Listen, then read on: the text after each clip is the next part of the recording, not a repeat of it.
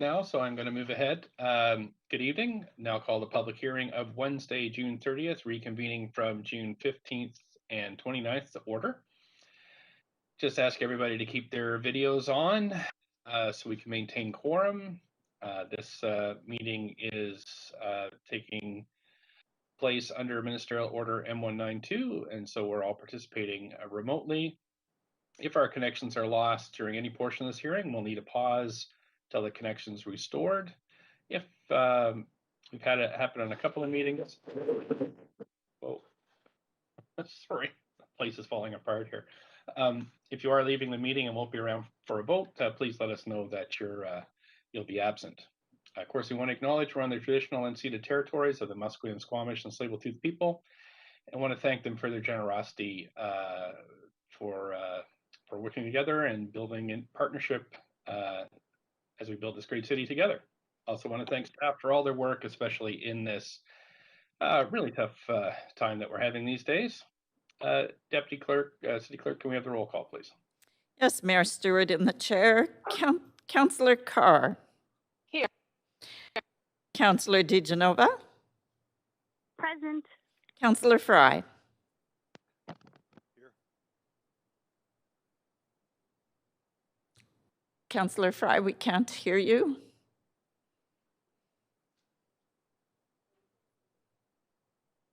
Here. We got you. Thank you. Right. Councillor Swanson. Here.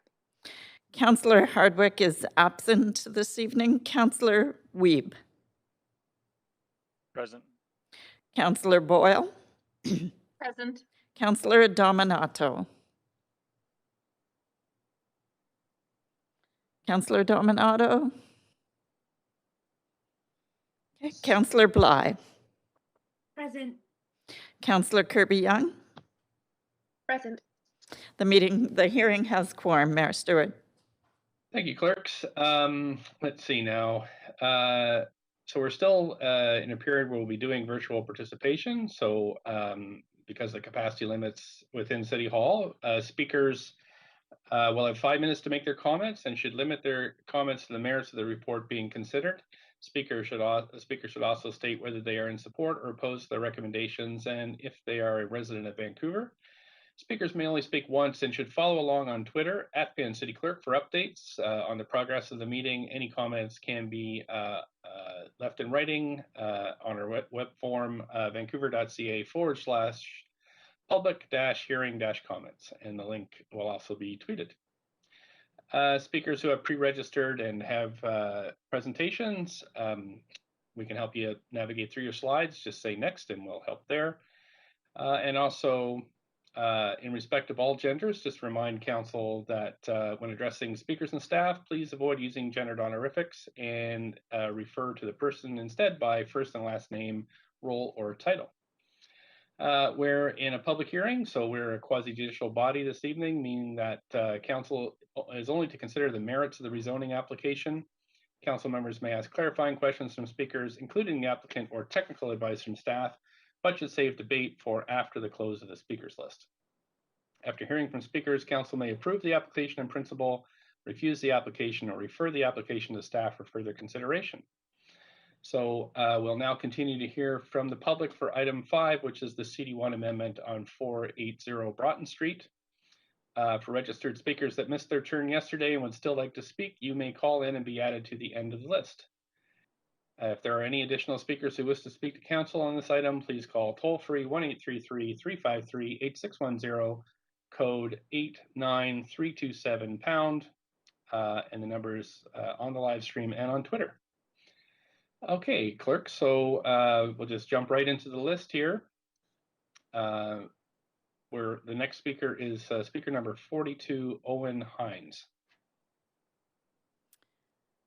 Mayor Stewart, we do not seem to have speaker number 42 on the line at the moment.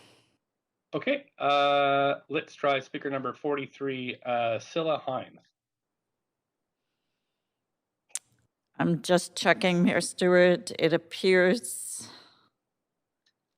speaker number 43 is not on the line at the moment. Okay, we can try speaker 44, Bonnie Dean Stobie.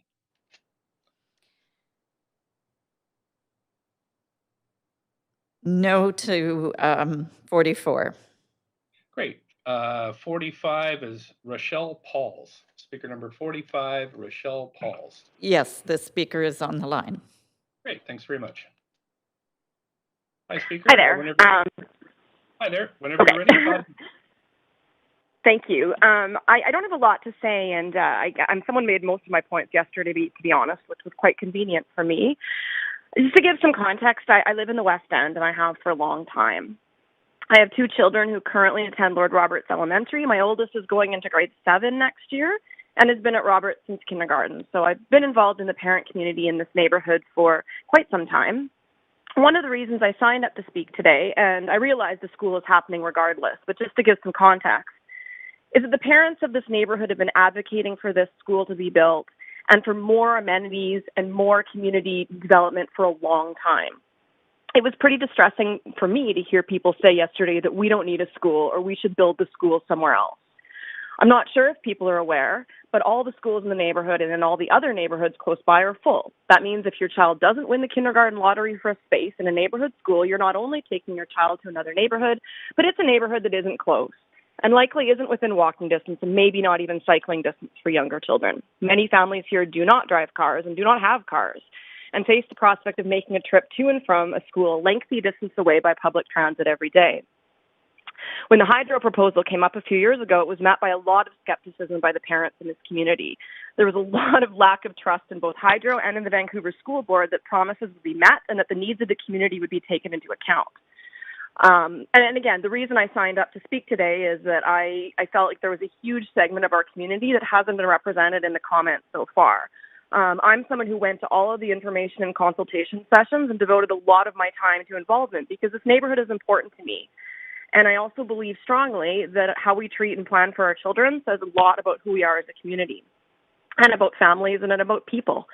I can tell you that many, many parents raised the fact that this presented an outstanding opportunity to provide for more than just a school and to create infrastructure our community desperately needed. Childcare spaces in this neighborhood are in desperately short supply. My kids are now 8 and 12. I never successfully found a group daycare space for either of them in this neighborhood. I started getting calls from waitlists shortly before each of them started kindergarten. There are currently VSOC daycares who prioritize children living in Cole Harbour, Yaletown, and downtown neighborhoods. There's nothing similar for West End families, and so we rarely get spaces in any of those daycares. Then you get to repeat this process when your child starts school and you can't find before and after school care. We were fortunate and got a spot for our oldest after only 2 years on the wait list, but I'm told the lists are longer now. The other issue I wanted to speak to is the lack of secure rental housing in this neighborhood, which is also in desperately short supply. Affordability is important, but so is the very existence of that housing. So many people in this neighborhood rely on renting individually owned condos and are at the mercy of owners who may suddenly want to renovate or have a family member move in, or more frequently, a homeowner who lies about either of those things to evict a family who has lived there as long-term tenants, thus paying lower than market rent so they can replace them with someone who pays much more. These aren't assets. These are family homes that people are being displaced from. Everyone I know here has either had that happen to them or knows someone who has. Living in fear of eviction, especially given how stressful it is to find new housing right now, creates a lot of anxiety, especially for families with young children. I understand that people are concerned about traffic, and rightly so. I'm concerned about traffic all the time as someone who walks and cycles frequently in this neighborhood. Traffic in the city is a problem, which is why I understand that the city is studying ways to address it through things like mobility pricing. However, that's a huge problem the city is facing, and I find it really hard to believe that one discrete project will have major overall impact on traffic patterns in the city, and it sounds like the city traffic engineers came to the same conclusion, frankly.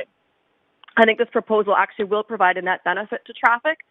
Providing housing close to where people work means that fewer people will need to commute into the city from the suburbs.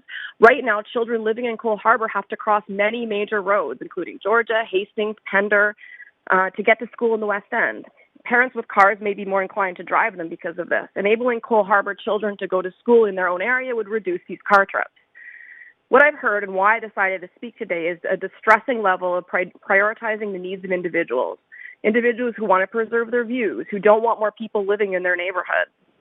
And I would ask the city to focus on who will benefit from this, the people who desperately want secure rental housing to stay in the neighborhood they've always lived in. the people who want their 5-year-old to go to kindergarten close to home without having to win a lottery for the privilege, the people that need before and after school care close by so that they can continue to work and support their families, and the people who believe that our communities are built for people, not views.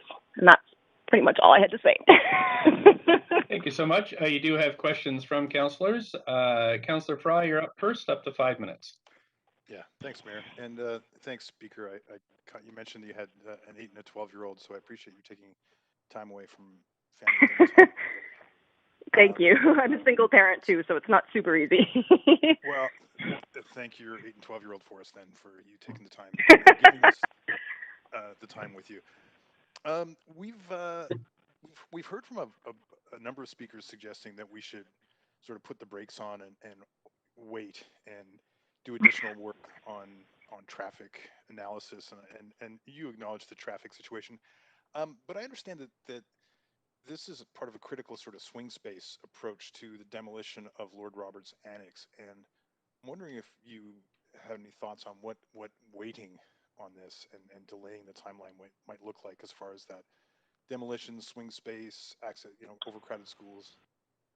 I guess it's frustrating. Oh, sorry. Yeah. So I guess it's frustrating for us who have been involved in this for a long time. The Lord Roberts PAC, which I've been involved in for years, has been advocating for this school in Cole Harbour to be built as long as I can remember, from long before the hydro proposal was on the table. We've known about this desperate need for school in our community. So it's frustrating for me to hear people say, well, let's slow down and let's not rush this, because this isn't rushing it. This has been, from our view, proceeding at an incredibly glacial pace.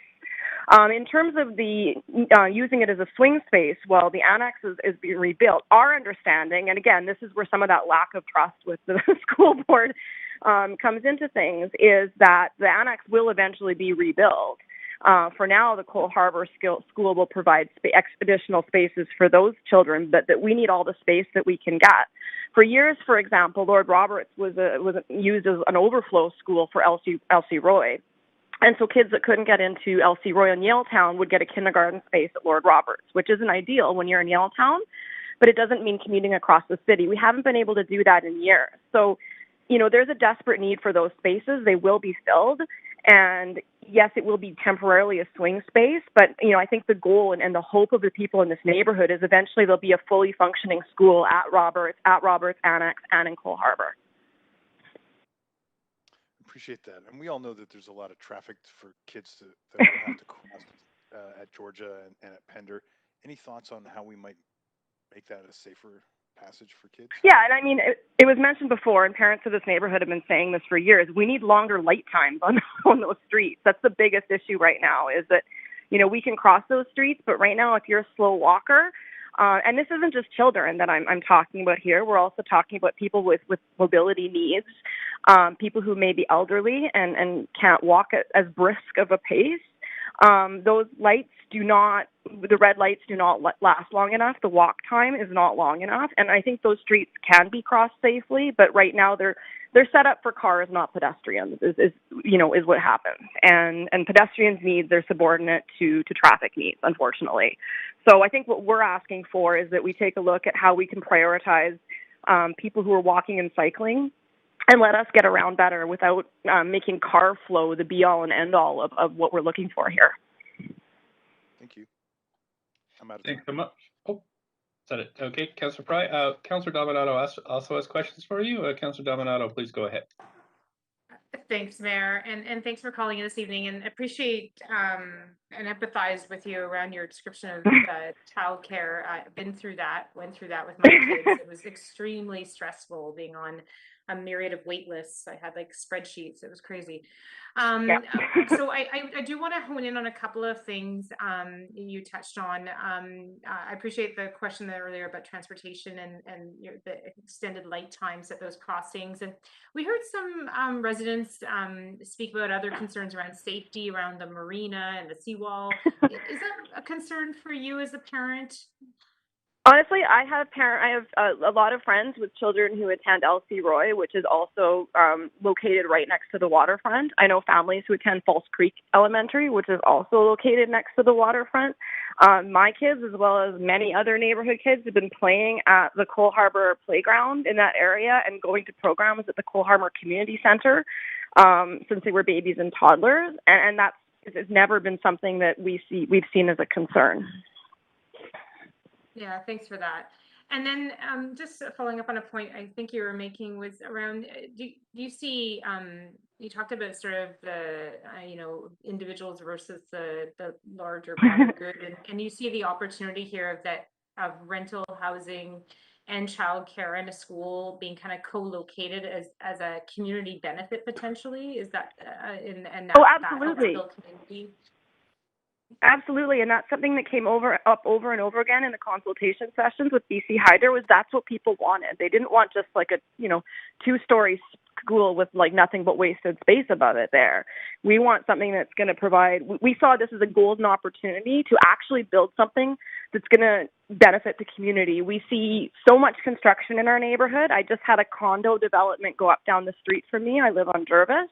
Massive tower at the corner of Jervis and Davie, and I'm certainly not anti-development, but it is frustrating for those of us in the neighborhood who then look at the units in that building and they're all over $2 million, which is not something the average income in the West End can support. So for us, to have a building that's actually going to benefit the community, to have childcare spaces like that we desperately need going along with that school, I strongly feel, and I know there are many other parents, and many of them probably would say this if they had the time or the inclination, who feel like it would be a huge missed opportunity to not build as much as we possibly can in order to benefit the community right now. Thanks for clarifying that. I appreciate it. Thank you. Thanks so much. Councillor Carr, up to 5 minutes. Great, thanks. Thanks so much for coming to speak to us tonight. Really appreciate it. So you're at Lord Roberts. Did you or what was your participation in, and how did you feel the results were of the School Street pilot project that took place at Lord Roberts? It was great. I don't have I can't say anything that hasn't already been said about it. It was an amazing project. So my oldest is 12 and in grade 6. So my kids walk to school independently every day. And because I start work earlier than that. And, for me, every little thing that contributes to their safety is really important to me. And they would come home every day and say it was so great. We had space to kind of arrive at the school and play. And that street has particular issues because it's narrow. And people dropping off their kids park illegally on the wrong side of the road. And so cars trying to navigate that street during drop-off and pickup time, it gets really dangerous.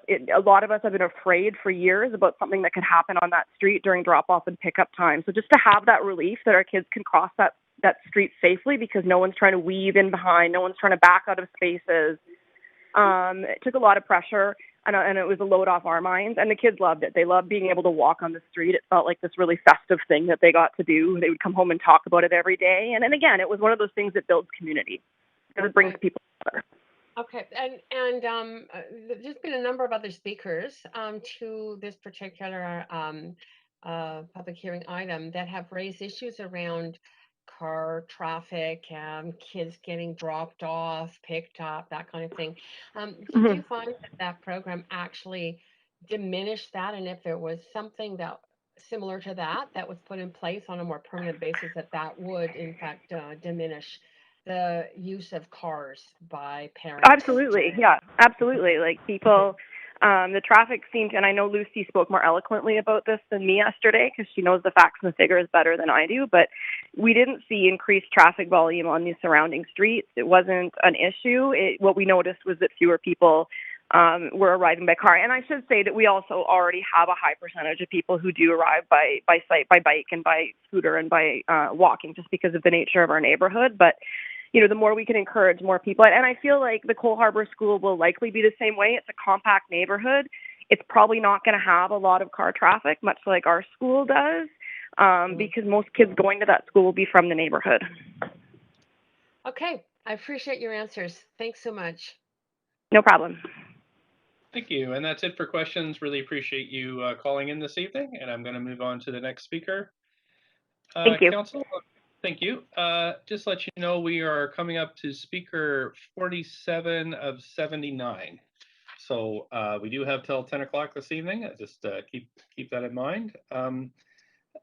We have speaker number 47 next, Leilani Ailey. Mayor Stewart, I'm just checking. No, not on the line, Speaker 47. Okay, thanks. Speaker number 48, Dana Leem.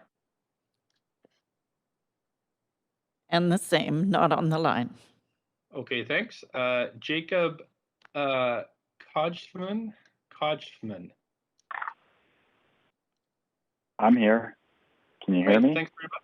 Yep, we can. Up to 5 minutes. Please go ahead. Can I just get a point of clarification? Because I feel like I'm getting the school issue is settled. I don't need to speak to that. That's right. Yes, the school has been decided and approved. We're just deciding this evening on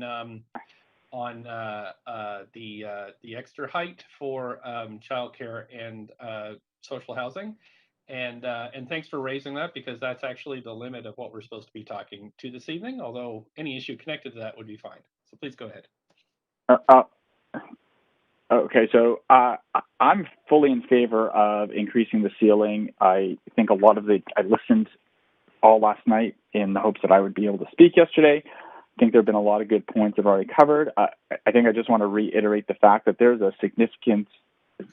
two significant crises that can be settled just with this passing this motion today. One is there's a complete lack of childcare spaces in the city, and it is detrimentally affecting all the families in a number of ways, aside from the fact that lack of affordability for childcare. Some places can't even get spaces. My neighbors across the way, their caregiver had to shut down her in-home childcare facility because she developed lung cancer, leaving them in the lurch, hoping that they can find something in September. And similar to, I know Ms. Pauls, her children are in the same aftercare program, but we were fortunate enough by fluke to get into a licensed daycare facility.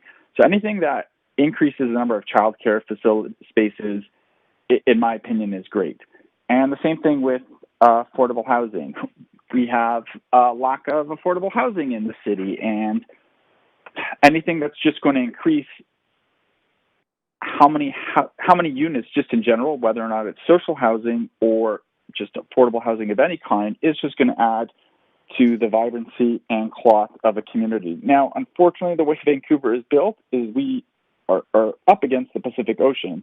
So the only place to really build is up. And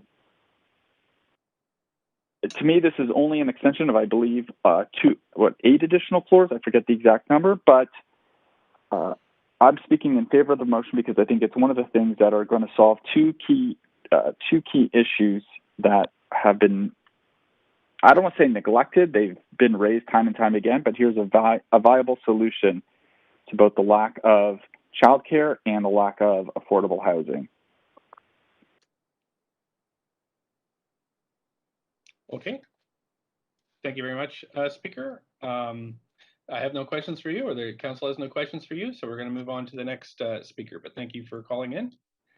Thank you. Speaker number 50, Amit Anthony Das. Mayor Stewart, Speaker 50 is not on the line. Okay, thanks. We'll move to 52, Kathy Landaveri. No. Okay, thank you. Leroy Summer, speaker number 53, Leroy Summer. No. Okay, thanks. 55, Sarah Gordon. Speaker number 55, Sarah Gordon. No. Okay, 56 is withdrawn. 57, Mark Arch Temichuk. No. Okay, thanks. 58, speaker 58 is Jasmine Pina. Yes. Great. Hi there. Good evening. My name is Jasmine Pena. Thank you for the opportunity to speak. I think the speaker make it quick. Purpose of my call is to voice my support for the expansion. I've lived in the West End since 2017. I have two daughters, ages 3 and 1. Families are choosing to stay downtown for various reasons, trading off with living in smaller footprint for proximity to amenities such as parks, playgrounds, schools, and workplace. My personal experience in finding early child care for my oldest required 1.5 years prior to getting a spot at a licensed facility, and a full almost 4 years since I was pregnant with her before she got in a 3 to 5 spot. So I would consider myself very lucky, in fact, that I had the opportunity to take an extended parental leave, and as well as be able to win that lottery. And I think that's really the point that I want to drive, is that the experience of education now is feeling, especially in getting school and like a spot at school, it's winning the lottery. And I know this isn't isolated to the downtown core, but that, this public service, which we think should be provided, I think, to all children, is becoming more competitive and highly selective. So that's something that I want to drive, and perhaps maybe my children may be able to benefit from the future of the school. So that's really why I want to voice my support for this expansion. Thank you. Okay, thank you so much for calling in tonight. Just checking, and I don't see any questions for you, so we're going to move to the next speaker. Thanks. Let's go. We have speaker number 59, Michael Lee. Clerks, do we have Michael Lee on the line? No. Okay, thanks. We have 62, Kenna McKenzie. Yes. Okay, great. Speaker number 62, Kenna McKenzie, please go ahead. Hi, thank you. Can you hear me? Sure can, up to 5 minutes. Okay, thank you. Hi, my name is Kenna McKenzie. I'm a resident of the West End. I have 2 children. Both have gone to Lord Roberts, are now presently in going to King George. I'm also on the PAC at King George, and I have also been on the PAC at Lord Roberts. I have personally experienced the overcrowding at Lord Roberts. So I understand this meeting is about the addition of social non-market housing and the amendment of the height at 480 Broughton. I just want to make a few comments in regards to some concerns the opposition to this school has brought up. Traffic is a problem throughout the Lower Mainland. The previous speaker, Lucy, gave an excellent answer to this issue, and I fully agree with her assessment on how to reduce the traffic and the safety for the street crossings. The longer lights would be a great solution now, as children have to cross out of the Cole Harbour homes to go to the school in the West End. The opposition to this school has been well organized by some residents. Fear of change is always difficult to manage. However, the benefits of seeing happy children, a vibrant school, and a diverse new group of people moving into the neighborhood would bring rewards more than anything to this area. To the actual amendment, 40 more social housing units would be better. It would create a larger community in the building and also creates more room for families while still having single units, which are also important as well. Giving families a diverse social and economic backgrounds the opportunity to live and have their children go to school where they live. Because of these added units, they must raise the height of the building. It is a minimal amount of height, and given the design of the building, it really keeps the view cones open. Sight lines will be open and minimally impacted. I would just like to thank you for your time, and I really am looking forward to this school being built and it going ahead without any more delays. Thank you so much. I don't see any questions for you, so we'll move on to the next speaker. We have speaker number 63, Kathy Poole.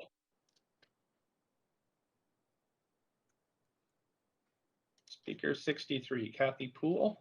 Yes, 63 Yes. is there. Yes. Hi there. Hi, good evening. Can you hear me? Sure can. Please go ahead up to 5 minutes. Thank you. My name is Kathy Poole. I'm the Vice President of Children and Youth Services for the YMCA of Greater Vancouver. The YMCA is in support of the recommendation. As the intended operator of the project's school age program, the YMCA looks forward to the opportunity to welcome more families and children into our childcare community. Children of families with low income living in the building would have a stronger start in life if they could access both school and school age care on site, while also benefiting from proximity to the community center and other needed amenities. The YMCA currently operates 2 licensed before and after school care programs in the downtown community. With these programs reaching capacity come fall 2021, it's clear that there's a growing need for quality and accessible school-age childcare downtown. We also have an established early years childcare presence in the downtown area. These childcare centers have extensive wait lists, suggesting that those families currently registered in these programs, as well as those on our wait list, will need school-age care in the coming years. Although the pandemic in BC is trending in the right direction, the impact it has had on families will be felt for a long time. And if our experience during this time has demonstrated anything, it's that childcare services will be in great demand as families begin to recover from the pandemic. Thank you for your time. Thank you. I don't see any questions for you, but appreciate you phoning in this evening. And we are going to move to the next speaker. We have next on the list Rajiv Silgardo, speaker number 66. Yes, hello, I'm here. Hi there. Please go ahead up to 5 minutes. Thank you. Good evening. I am an actual resident of Cole Harbour along with my wife and daughter. We are directly affected by this proposal and are against it. Let me explain why. We're not against social or subsidized housing, and we're not against schools. There are already 3 large social housing complexes within a 3-block radius of this project, and we get along fine. We're a healthy, integrated community. What we are against is the following. As you're all likely aware, downtown Vancouver, including Cole Harbour, is among the top 5 densely populated areas in North America, not just in BC or in Canada, North America. Currently, as I understand it, the population density in downtown, including Cole Harbour, is more than 3 times that of the city of Vancouver and more than 18 times the population density in the Metro Vancouver area. This wide gap is a result of continuing rapid development in an already densely inhabited area. These cycles of development and population surges, especially in populous areas, challenge all urban infrastructure systems and public services. In addition, further development and population increase in such areas can lead to other social issues. We don't want those. You won't want those either.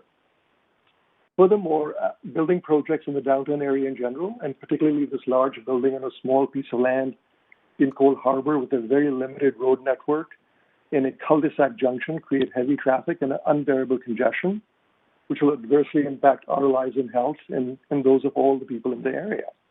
As things stand, Hastings, Pender, Jervis, Broughton, and Cordova are systematically at complete gridlock during the heavy traffic patterns associated with high demand on the Lionsgate Bridge and or congestion on Georgia.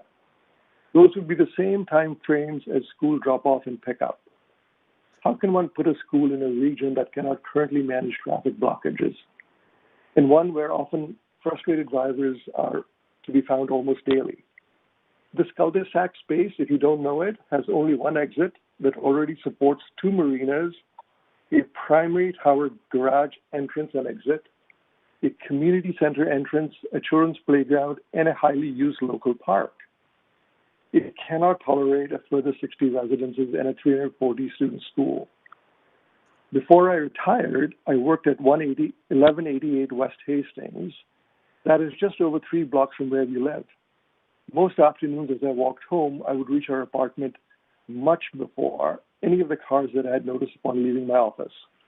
In fact, on most days, I would be on our balcony drinking a glass of water as those frustrated motorists finally trickled past us. We do not want to add to all this existing congestion.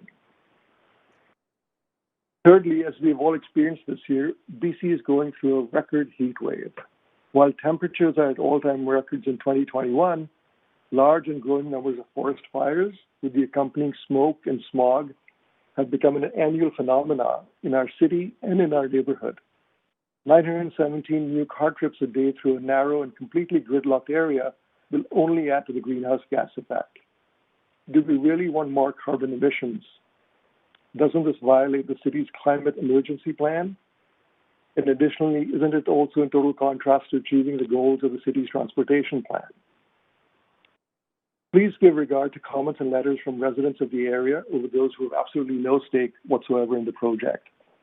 It is easy to support a superficially well-intended project from afar when it doesn't affect you in any manner, financially or in the quality of your life. We all live in and love this city. Hence, this project resulting in high traffic, air pollution, higher carbon emissions, and safety issues is against all of our collective principles. It flies in the face of principles and philosophy underlying social health. We think it should be stopped. Thank you. Thank you for calling in this evening. I don't see any questions for you from council. Just checking here. Nope. So thanks. We're going to move on to the next speaker. We have 67, Nal Shah. Nal Shah, speaker number 67. Hi, I'm here. Hi there. Please go ahead, up to 5 minutes. Good evening, Mayor and respected members of the Council. Thank you very much for this opportunity to express my views. As you might have seen, this project has generated a lot of publicity. Most of the residents, up to 99%, are opposing this. So there has to be some reason for the opposition. It just can't be that you're blocking views or anything silly like that. The biggest worry that residents have, which was clearly mentioned by the speaker before, is the increase in traffic load.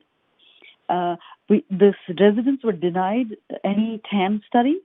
What was this passed on? The earlier objections were not considered. I am not even sure how this went ahead without a detailed traffic study. The plan was made 25 years ago, and it was very noble and thought then. But at that point, there was not a huge change in life brought about by either a global pandemic or global warming.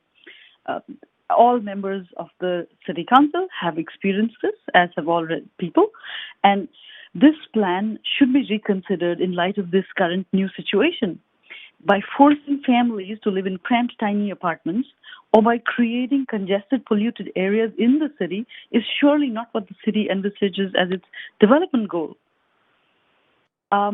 I don't understand how the climate emergency plan for the city or the green city plan are a part of this. My one question is, you've heard a lot said about the traffic. Is there one walkable path or bike lane that was proposed to walk or bike to school for this area? Again, it's a cul-de-sac with very limited road width. So how would these idling cars dropping off the students manage that? It would just, lead to an increase in temperature. So my request is, please, before this increase in height is considered or even the project goes ahead, please, is it possible to get a detailed traffic study released to the public so that at least we're aware of what we will be up against? And I would just like to say that during these past few days in this record-breaking heat, if anybody walked along the waterfront from Canada Place to the Westin Hotel, every building was literally radiating heat up till 10 p.m. The only cool area was this small garden and this parking lot. This was the only last remaining open space in Cole Harbour. So it is my humble request, please stop and think how this space can be put to a better use. Thank you very much. Thank you for your time this evening. There are no questions for you, so I'm going to move on to the next speaker. Thanks. We have speaker number 69, Howard Pontius. Speaker number 69, Howard Pontius.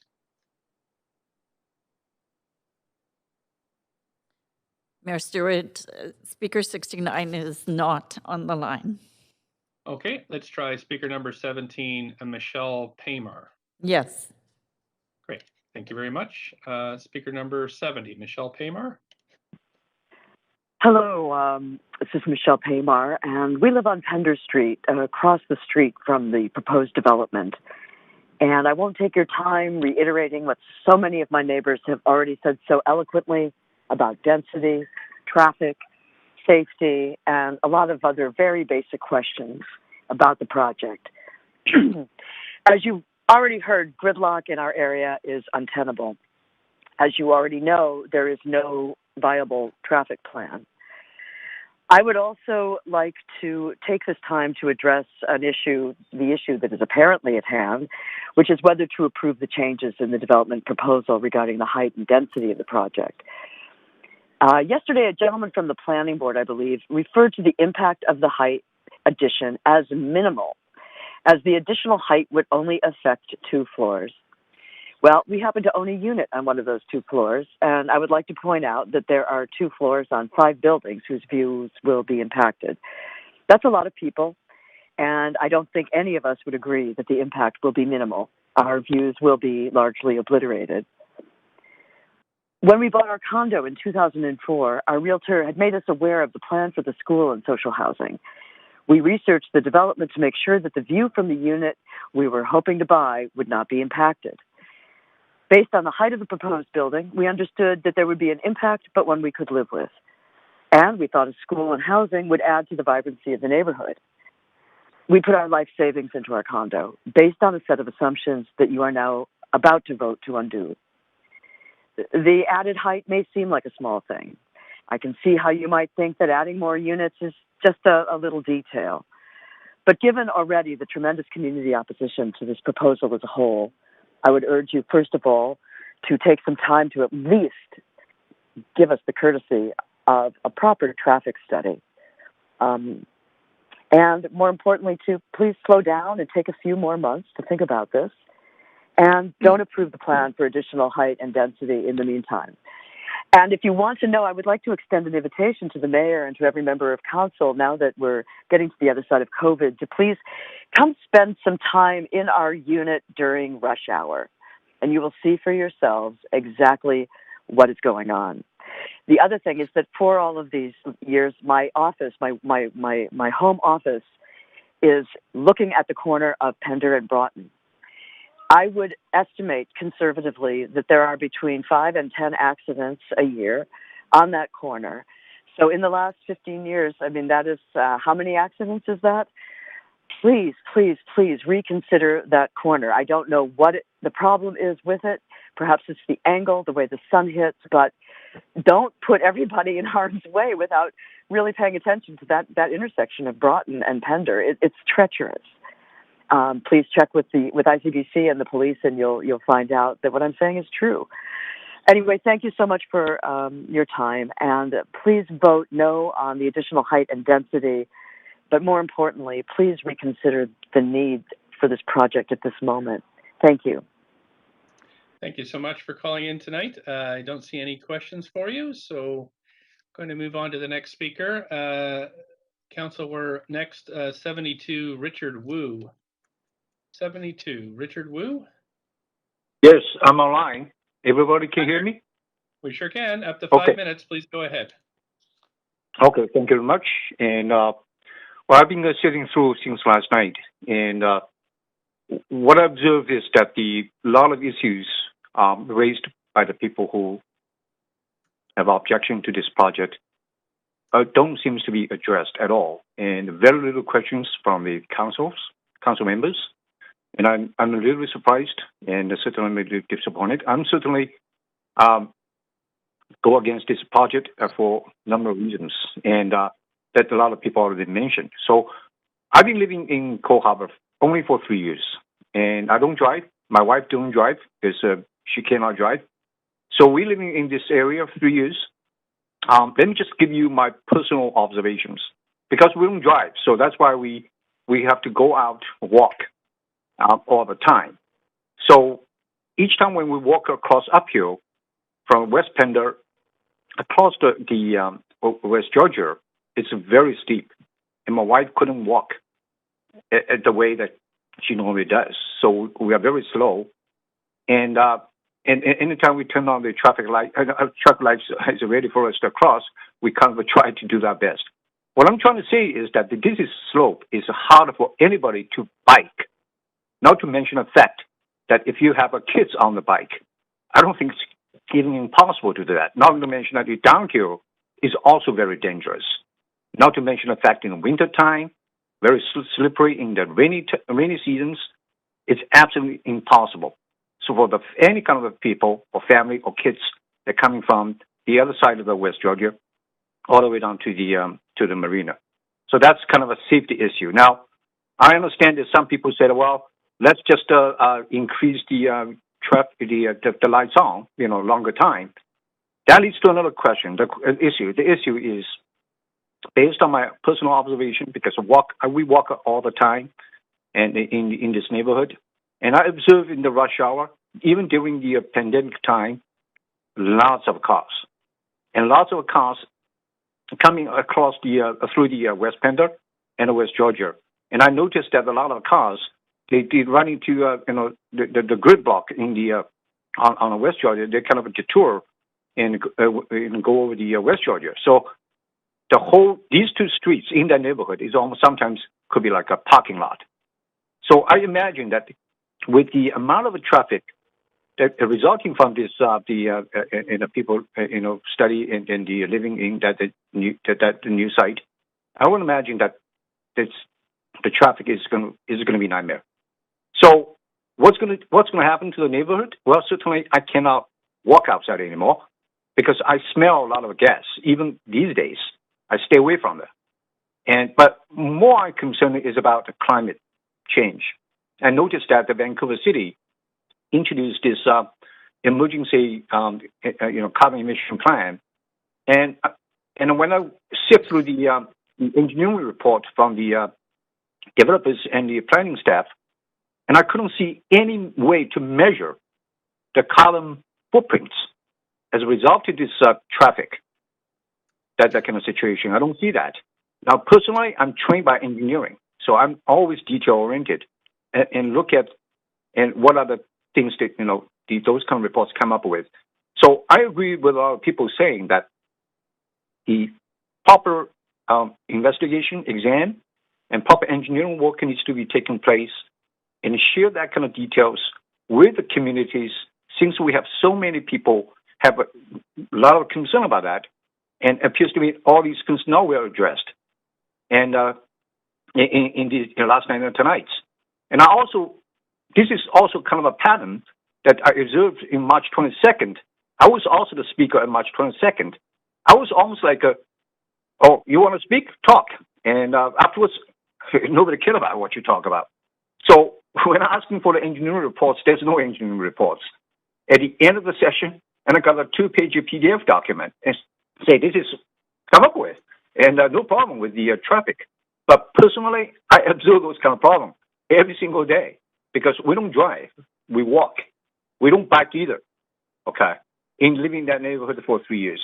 The other thing I want to notice that, and a lot of people said it was,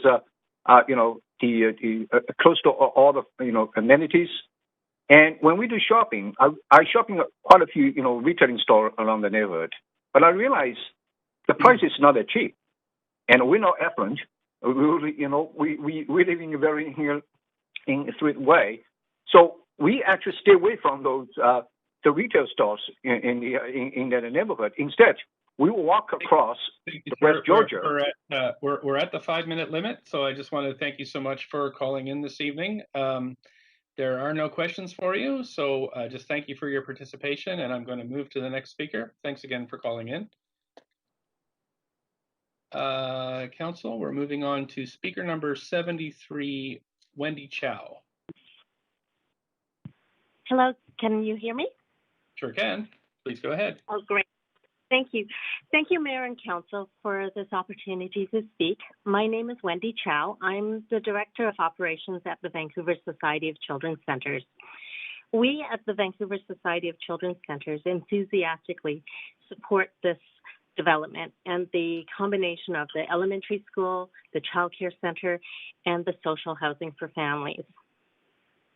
At the Vancouver Society of Children's Centers, we're a nonprofit organization, and we were created in 1994 in collaboration with the City of Vancouver as part of the Civic Childcare Strategy. Our mandate is to design, develop, and operate high-quality licensed childcare services in partnership with the community and government. We currently operate 16 centers, offering 34 childcare programs with 778 licensed childcare spaces in the downtown peninsula and its adjacent communities, some of which are integrated in complexes which include social housing for families and seniors and rental housing, as well as elementary schools. Within the Cole Harbour neighborhood, we currently provide childcare services at 4 locations and therefore have a deep appreciation for the urgent need for services in this area. Families struggle to find affordable housing, access to quality licensed childcare, and schools for elementary age children. Our waiting list in the downtown area for licensed childcare for infants, toddlers, and 3 to 5-year-olds continues to be well over 2,000 children, with families contacting us daily in desperate need for care.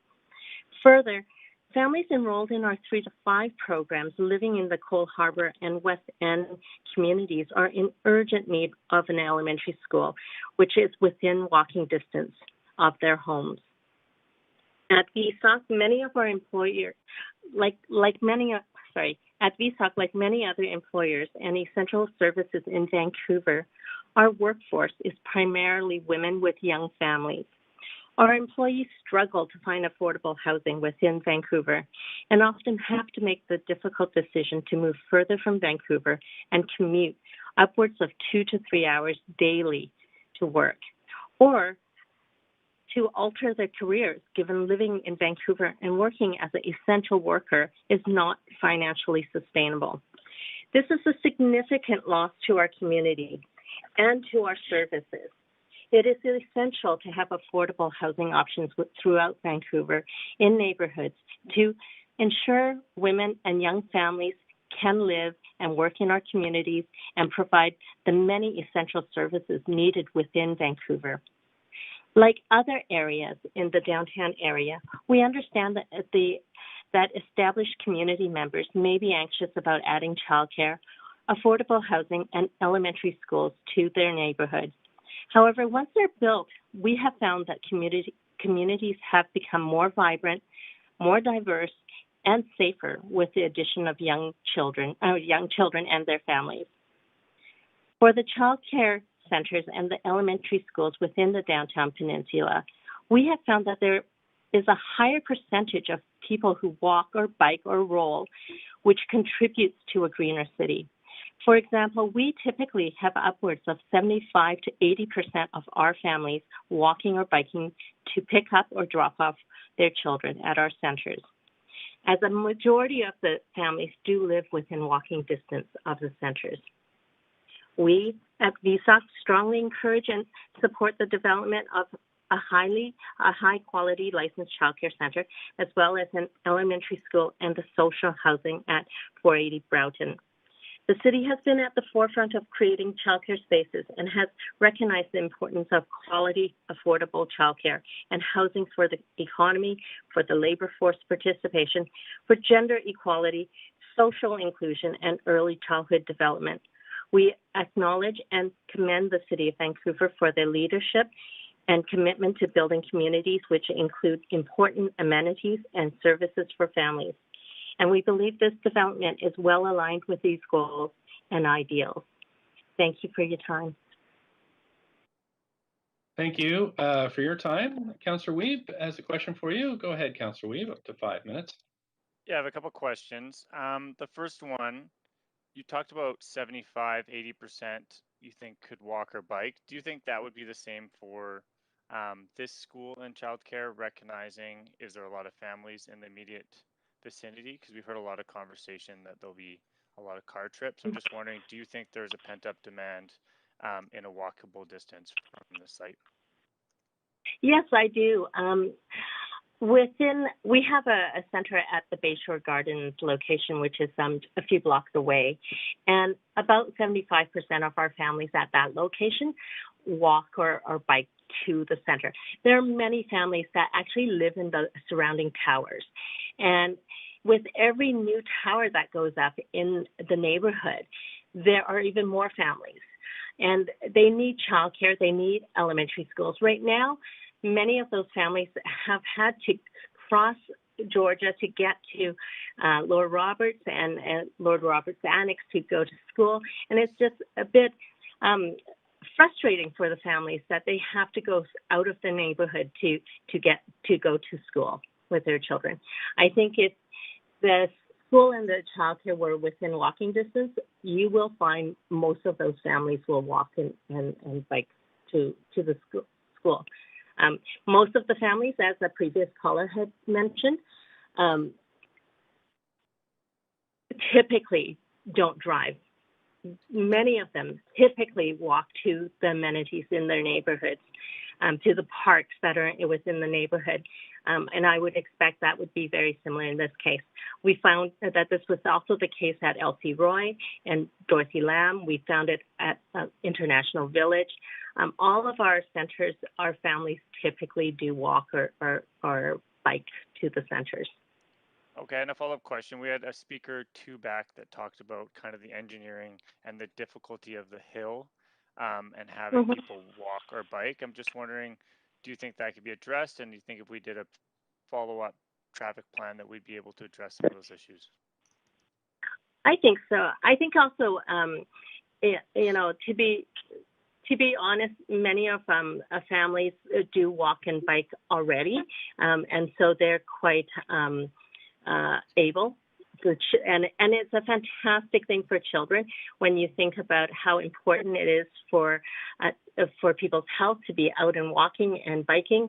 That I don't think a hill is going to prevent that. And they may choose a smaller hill. There are other roundabout ways to get to where they want to go. If a slightly smaller hill might be, down a couple of blocks, and that might work better for them. All right. Thanks a lot for coming and speaking today. Thank you. Thank you. I don't see any other questions for you, so just want to thank you for calling in tonight. Thanks very much. Next, we have 74, Jane Heyman. Hello. Hi there. You have up to 5 minutes whenever you're ready. Thank you. My name is Jane Heyman. I'm speaking in support of the motion. I was born in Vancouver, and I've lived here most of my life. I'm one of the co-founders of the Performing Arts Lodge, PAL Vancouver, social housing for performing arts seniors at 581 Cardero Street in Cole Harbour. I don't currently live in Cole Harbour, but my husband and I own one of the life lease suites at PAL, and we plan to move there sometime in the next 5 years. Hearing about objections to the Broughton Street project, I was viscerally reminded of the experiences that PAL's co-founder Joy Coghill and I had nearly 20 years ago. Then, too, Cole Harbour residents objected first to the idea of social housing in their neighbourhood, and then to the idea of a group of performing arts seniors being selected to build and live there. Luckily, a group of Yes in My Backyard, Cole Harbour residents, led by Carol Taylor and Art Phillips, prevailed. They argued in favor of retaining the Cardero Street site for social housing because they wanted to live in a vibrant, mixed neighbourhood with residents of all ages, backgrounds, and income levels. I believe this need still exists. The next fight was over which nonprofit housing association would be chosen to develop the site. Again, petitions, letters to the editor, and turbulent council meetings, fears of noise, traffic, etc. But eventually, with the support of city staff and a number of councillors, PAL Vancouver was selected, and the building opened its doors in 2006. 111 apartments, 2 daycares operated by VSOC, a beautiful rooftop garden, and a theatre. Ultimately, the fears and objections raised 20 years ago were proved wrong.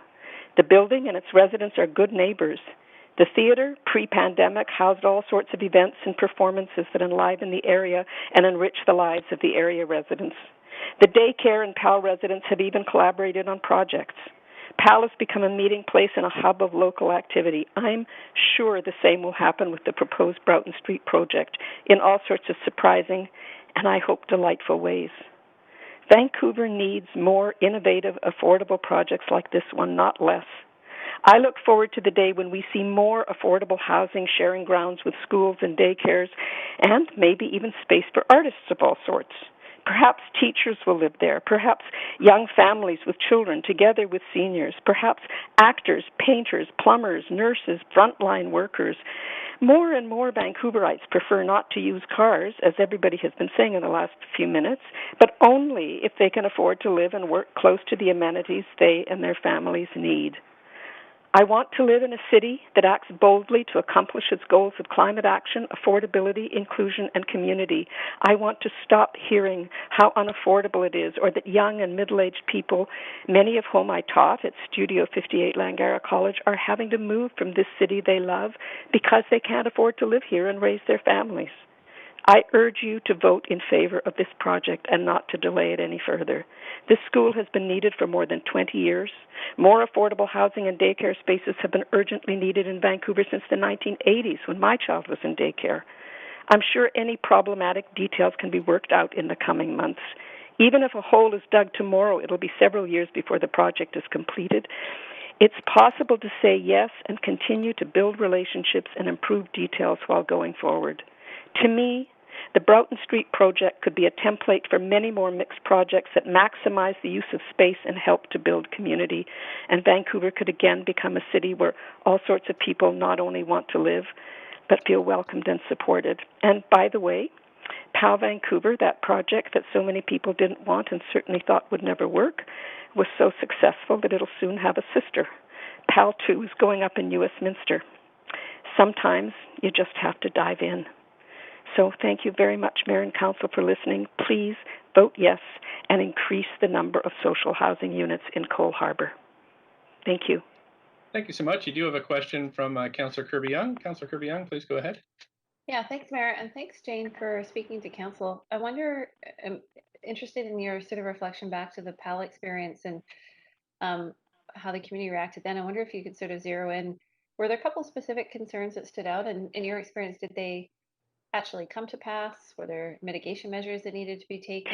Can you comment on that a little bit around concerns that people had? Okay, well, it's 20 years ago, so I wouldn't swear on a Bible that I'm correct about this. But first of all, there was just objection to the kind of people that social housing would bring in, because I think a lot of people misconstrue what social housing is. I mean, in my mind, all housing should be social housing. Everybody deserves to live someplace that they can afford. But I think that was the idea of many of the people who were objecting, and they wanted us to build it somewhere else. There certainly were concerns around too much noise. There's a theater on the 8th floor. People were concerned that it would bring a lot of traffic in.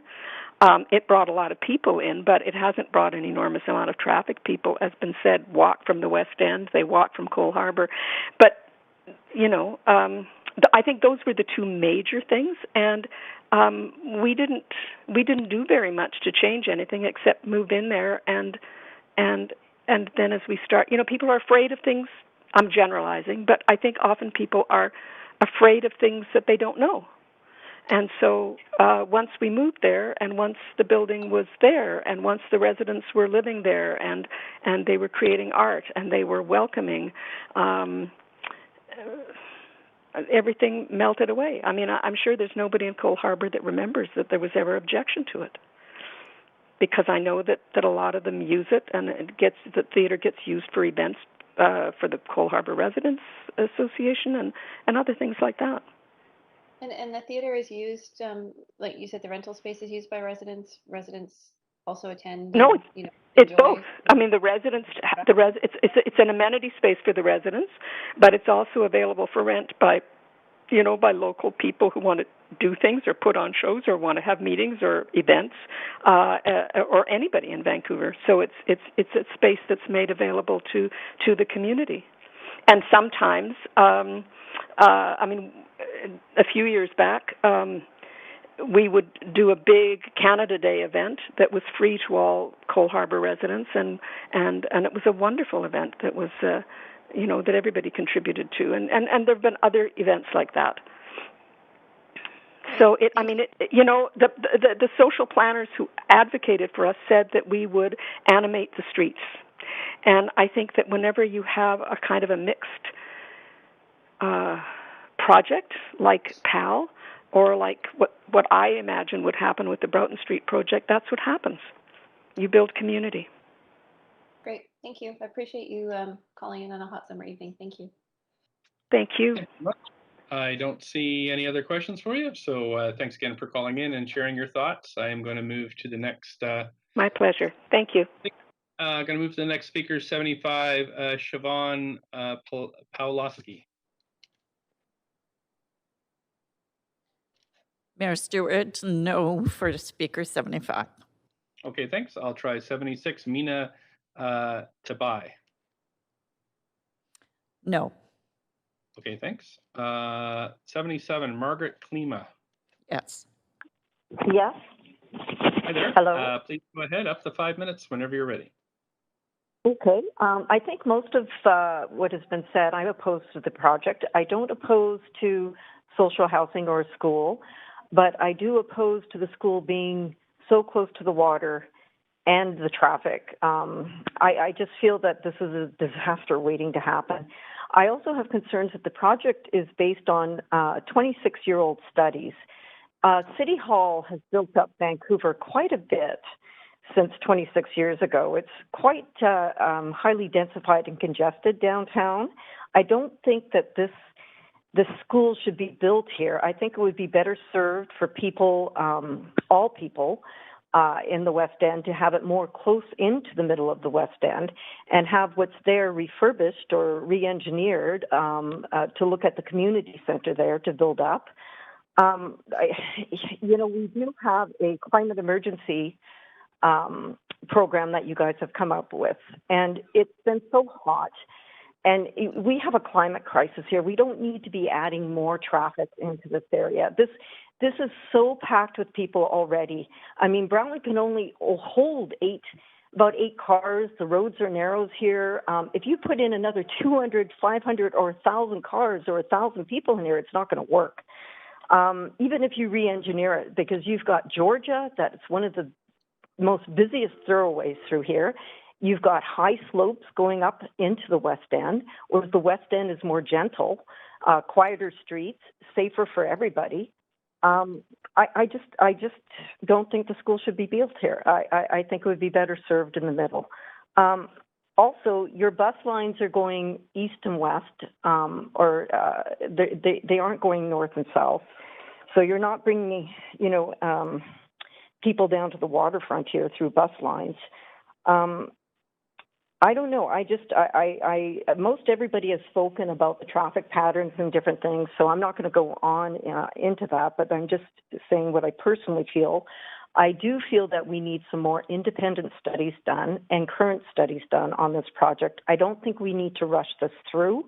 I think we need to think about this and how the public's tax-paying dollars are better spent.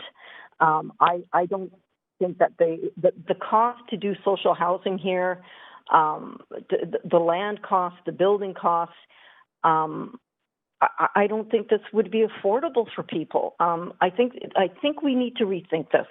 I love having diversity in the city. I come from San Francisco originally. I love diversification. This is just not this. I bring it in here, but the children, this is just not safe for the school. And I'm all for social housing. This is just not safe for it. That's all I have to say. Thanks for your time tonight. I have no questions from council for you, so we'll be moving on to the next speaker. Thanks again for calling in. Next is 78, Becky Chan. Hello. Hi there. Thanks for the opportunity to speak. Yep. No, that's okay. Go ahead. Okay, yeah, thanks so much for the opportunity to speak tonight. I have lived in Cole Harbour for about 20 years, and I have two children, ages 13 and 11, who attend or have attended Lord Roberts Elementary School. So the Broughton Street project is near and dear to me. I wholeheartedly support the project, and I concur with many of the points that have already been made in support of the project. I understand that the subject matter of this meeting relates to the amendment to the proposal, which is the addition of one floor to the existing project, and this would result in 20 additional units of social housing. I'm strongly in favor of this amendment. Affordable family housing is sorely lacking in downtown Vancouver. While some families choose to leave downtown, many choose to stay. It's crucial that the people who work in the city and serve the residents of downtown, including frontline workers, can reside close to work. There has been a great deal of discussion, for good reason, about carbon emissions and traffic by those who are opposed to the project.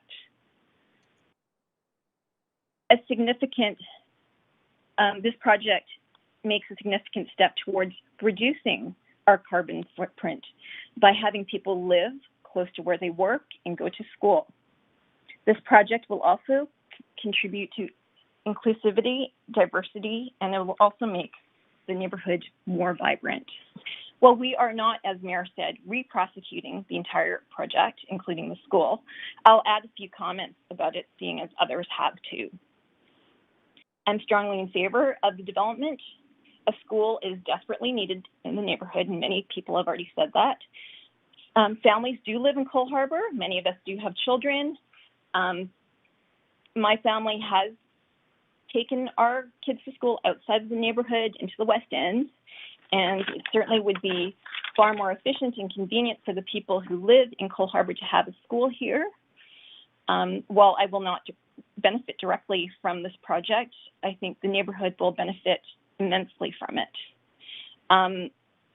There has been, as I said, a great deal of discussion about traffic and carbon emissions, which is completely legitimate.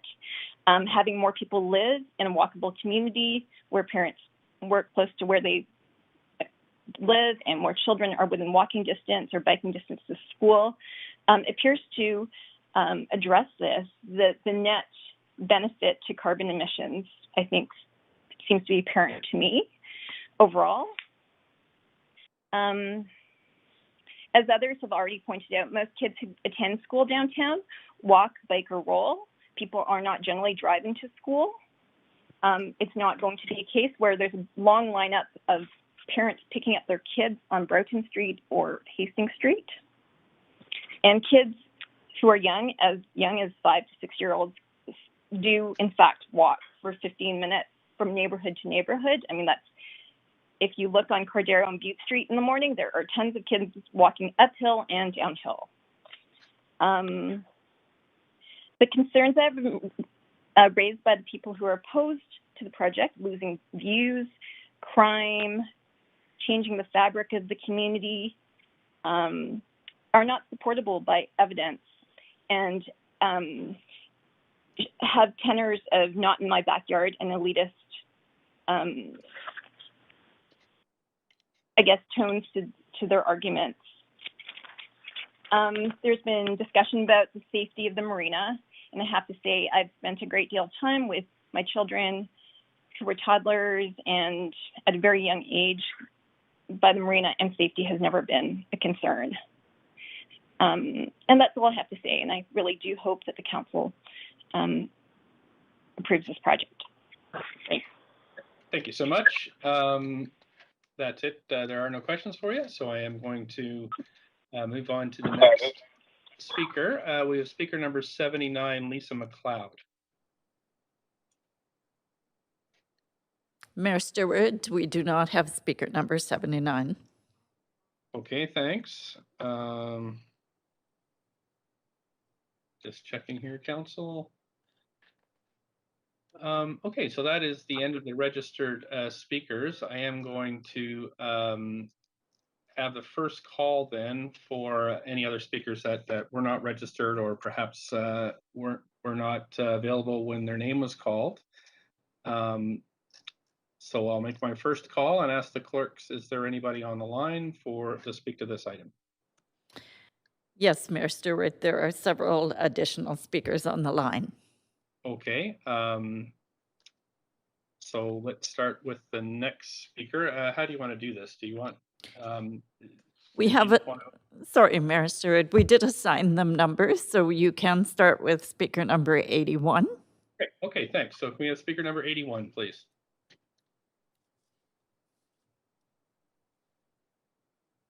Hello. Hi there. Could you let us know your name and whether you're a resident of Vancouver, and then you have up to 5 minutes to speak. Sure. Good evening, Honorable Mayor, Council members, and people who are hearing me. My name is Amir Erfanian, A-M-I-R, and my family name is Erfanian, E-R-F-A-N-I-A-N. And I'm a member of Cole Harbour community, and I live in this area. Great. Hello? Yep. Please go ahead. Okay. Sure. I want to start with this. First of all, I'm an engineer, and in my entire life, I worked as risk manager and loss adjuster. The reason I'm emphasizing on this is that I want to say in my entire life, I saw, I handled, I inspected more than 10,000 incidents and losses in my entire life. Maybe more than, anybody that you're hearing me. In 2020 and 2015, I was on-call adjuster when this storm happened in Vancouver. And I have to say, Vancouver was hopeless. We called police, we called them in city, we called them in everywhere. Nobody had helped us for the incident that we had here in downtown area or in Vancouver, and people were devastated. So they had no clue, no help. So I have a very clear question for this specific project. I want to say whether there is any specific sociology and risk assessment study and report, and is there any traffic report for this project? If the answer is yes, please let us take a look, because these are our community's concern. But if no, especially for this one, when you say, for example, we want to increase the height, you guys need to check whether you are adding any additional risk to this project and this community. The questions are whether anybody has checked the risk and loss, the incident history of these type of residential units and mixing residential and school. A lady said, it's a good idea to mix them in and also use everything as a complex. Whether you checked how many tragedy we had all around the world when we mix school with something else, why you insist on this mistake to approve and combine a school with something else? I'm not against, construction of a school. I'm not against construction of a residential or, this affordable housing. Definitely we need it. But what I say and what the community says, we are against adding additional risk to downtown. Why you are trying to experience another tragedy, Kamloops, tragedy, which we hear and we all cheer and we don't have candidate tomorrow, is because of these thoughts that we had.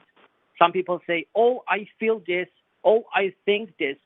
We are in this country, we have lots of universities, lots of engineers. Please let engineers, these universities do some study. Check to see, if it's correct, yes, we will do that. If not, please don't, make another tragedy. Why, we don't listen to, why you don't listen, to our communities and our, to the concerns and also, anxiety that we have for this project. Everybody says, it's about the view. No, it's not about the view. It's about, this project, mixing the school with residential, complexing. These are, arrogant, ideas that we had, 20 years ago. Now, in this moment, we need some plain and we need some study to say, yes, whether it's safe or not. We are talking about safety and health of the kids, of the toddlers, of the students.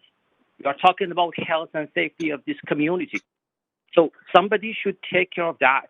And sorry, I'm pointing to the council members and honorable mayor, you guys.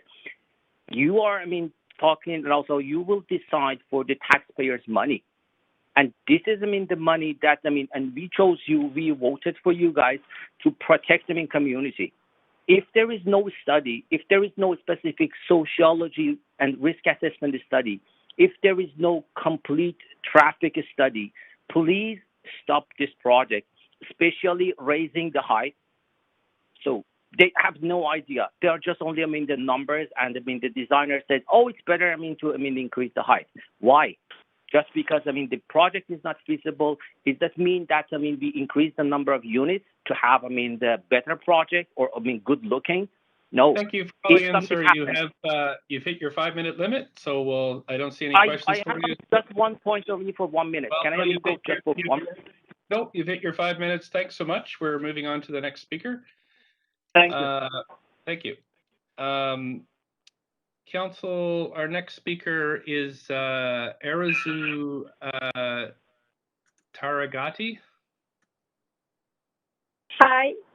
Hi, can you hear me? Sure can. You have up to 5 minutes, please. Okay, thank you. Thank you, Mayor and Council member. Good evening, everybody.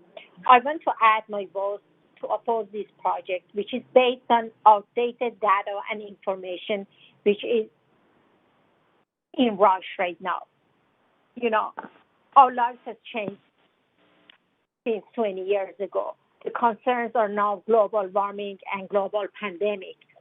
I would like to add my voice and to say my comments regarding the opposition of this project. First thing is that BC is going through a record heat wave. The transportation study says this project will cause 970 new car trips a day, increase of traffic, which will clog the area. What does that mean? It means air pollution, sound pollution for everybody who lives here, for the residents, increasing carbon emissions in violence of the city's climate emergency plan. We should consider for healthier environment, healthier Vancouver, and green city. City won't let us review the final version of the transportation study, which is unfair and maybe a violation of our rights as residents of Cole Harbour. We should be able to review before they vote. My other concern is the Marina Gate being open will attract young children. It is a dangerous area. Surely you recognize that. Think of the number of children who have drowned because they were close to a swimming pool. This is a main concern. Kids are attracted to boats, to marinas, to helijets, and open door marina is a tragedy waiting to happen. Why are you acting before the final transportation study has been completed?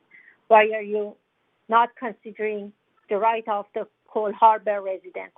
Please respect all the Cole Harbour residents which are going to benefit and relocate these projects to somewhere else, which are going to benefit all the neighborhoods at Cole Harbour. Thank you. Thanks for your time tonight. We don't have any questions for you, so I'm going to move on to the next speaker. Thanks again so much. We have speaker number 83, Stephen Sath. Oh, hi. I'd like to say that the project at 480 Broughton is too big and too ambitious for the size of the lot. I've listened to all kinds of conversation about the whole thing here. I don't mind schools and public housing. We've been short on public housing for over 20 years in Vancouver already. So what's the big rush to get this one done? I'm suggesting that you possibly move this over to 499 Denman Street because you guys own the property there. It's a lot more flat.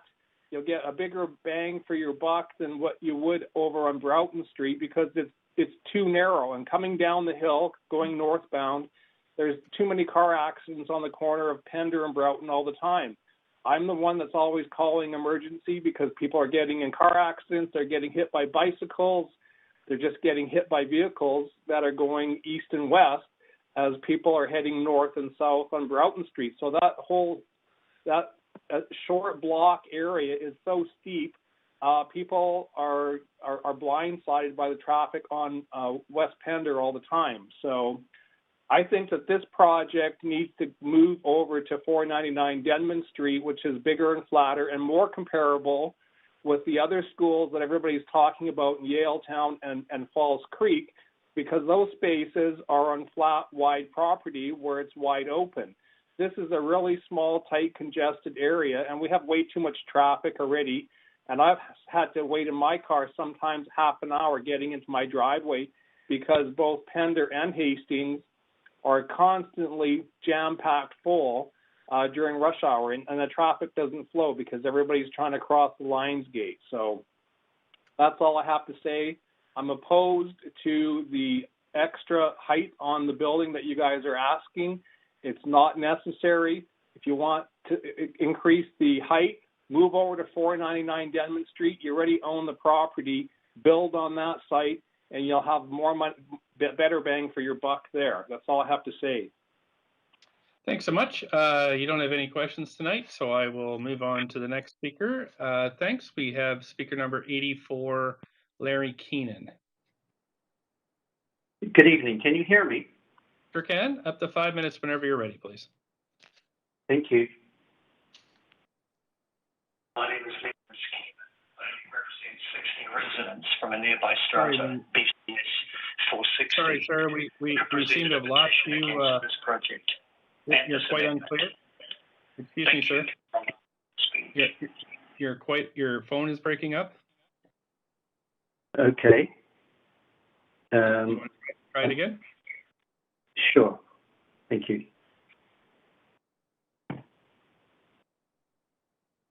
Go ahead. My name is Rob. I represent 60 residents from a nearby strata, BCS 460, who presented a petition against this project and this amendment. Thank you for allowing me to speak. I listened at the last public meeting in March, when all voices in the local community strongly opposed this project. It appeared the message was clear, yet your committee still unanimously supported it. These were not petty objections, but genuine concerns specifically to traffic congestion, child safety, and environmental impact. There was no response to these concerns before your committee chose to push ahead. I have little confidence that the committee will reconsider what I or anyone else has to say today, but allow me to put this on record. After ignoring our pleas, you have come back to the well for even more. Congestion is obviously not a consideration to the City of Vancouver, be it traffic, safety, environmental, or emissions. So hey, if 20 more housing units make no difference to you, then why not 100 or even 200 more? If you're not going to consider the genuine concerns of locals, then why not build bigger and higher? But is this the smartest idea for social housing? One of your committee made the comment at the end of the last public hearing, claiming that this was nothing more than a car park worth $1 or $2 million. Well, this is so far from the truth and reveals a basic lack of economic and understanding of this project. First, this is not just any car park. This is ours, in the center of our community. More than that, it is most likely the most valuable car lot in Canada, if not the world, given its prime, downtown, Vancouver, waterfront location. If you are insistent on developing this location based on highest and best use, it is likely worth $200 million. If the land was sold to a developer with or without a school childcare facility proviso. If you were to build 1 or 200 units here and sell them to the market, the full market value would be $400 million. For that price, you could take that money and build social housing for twice as many in the West End, or 5 times as many in the East Side. More importantly, the city would collect $2 to $3 million a year in taxes from homeowners who bought at market value. That's every year to the end of time. It's enough to pay for the maintenance and management of your social housing project anywhere. But instead, apart from BC Hydro, who gets to pay for this project? Well, The good people of Cole Harbour through their taxes, of course. And here's the rub. Should you proceed with your social housing project, who gets to decide who should have the privilege of living in the most expensive zip code in Canada? Who wins the lottery to live in a $2 to $3 million market value home on the waterfront? And who gets to remain homeless? It's wonderful you are offering an allocation to low-income families who will have children attending the school. But what happens when that child graduates? What's your eviction policy? That will allow new families in replacement of the old so that they could attend the school. Or do the same 60 residents get to stay here for the rest of their lives and their families after that? Having won the ultimate lottery, what is their incentive to leave? To earn more? No. You're offering to help 60 individuals or families in a project that could otherwise support 300 elsewhere. As a member of the Cole Harbour community, I feel the city has taken advantage using COVID protocol to limit the ability for us to organise and communicate our concerns. You know, if 100% of people at a fiscal City of Vancouver public forum opposed the project, it would not go ahead. It certainly would not be expanded. So what would it take for you to listen to our community? What would it take to be heard? Do we not pay our taxes on July the 2nd? Would you listen to us now? Thank you so much, sir. That's it for your time, 5 minutes, and there are no questions, so I'm going to move on to the next speaker. Thanks again for calling in. Let's see, Council. Next speaker is Dean Palmer. Speaker number 85, Dean Palmer.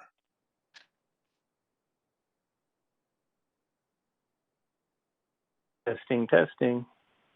You're working okay. Go ahead, please, up to 5 minutes. Great, thanks. Okay, well, evening, Mayor, Council, members of the public. My name's Dean Palmer. I'm a post-secondary instructor in law and construction, and I live kitty corner to the proposed site. I'm in opposition to the amendments to the height, density, and floor plan amendment. I have 4 points tonight. First off would be the height. So I took a look at slide 8 of 13 in the staff proposal. I think there's some confusion over the amount of increase, and I'd like to give a different perspective on that. I see in the design, and there was some discussion of a height increase of only 4.09 meters. But if we look at the image here, beyond the permitted 30 meters allowed in the CD1 zoning, not only is there 4.09 on top, but then there's an extra floor essentially for mechanical, probably related to the passive house construction, and then another perhaps 4 meters on top for the cooling tower. And then with the change in the old base plan elevation being horizontal to the new four corner plan elevation, which, seems like a reasonable idea. There's, another 4.7 meters perhaps underneath. So we're looking at an overall increase of more like possibly 45 feet. So I think we should keep that in mind. Secondly, the context of this height and what it's going to impact in the neighborhood is important. And Planner Dominiak went through some of that for us to the east, south, and west, and mentioned that there's, 37-story towers and a 10-story office building, which I believe is to the southeast from the diagrams. There is also, of course, and very importantly, the park to the immediate east of the proposed site, and this park is going to be considerably shadowed by the increase in height, and it's a very small park, and I think that's another reason that I feel a modest-sized school and social housing project is appropriate, as long as we can manage the engineering and traffic concerns, which, I absolutely agree with, are also big issues. To the southwest of this building is my own building called Dockside, which was developed by the same architect, I believe, Enrique Alvarez. I just found it I think it's important that we notice that that building's there because that was not mentioned in the materials or the introduction. It's a 7-story building, low density, it's live work. And there's a nice, it looks like kind of a boat. There's a slope to it, and many people have gardens on the front of the building. So, of course, the sightlines will be affected from this building, as will the sunlight that's available. But I think more importantly, the CD1 zoning, as we can see in the Cole Harbour Development Plan, looks for kind of a staged rise in heights from the foreshore. And that takes me to my third point. There was some discussion by the planner too on this development plan and talk about 55 meters high. I read the plan. It's quite a detailed document, and it doesn't permit 55 meters. I mean, the development plan doesn't permit anything really. It just gives some guidelines on how to develop Cole Harbour, and I think it's great. It talks about different things we should look at, and one of them is how to preserve the parks. And that development plan actually said that, that space as a parking lot was part of the plan. So I don't think we're constrained by that plan. We should look more at the zoning and the 30-meter maximum as a reasonable height. My fourth point, I guess, is the process.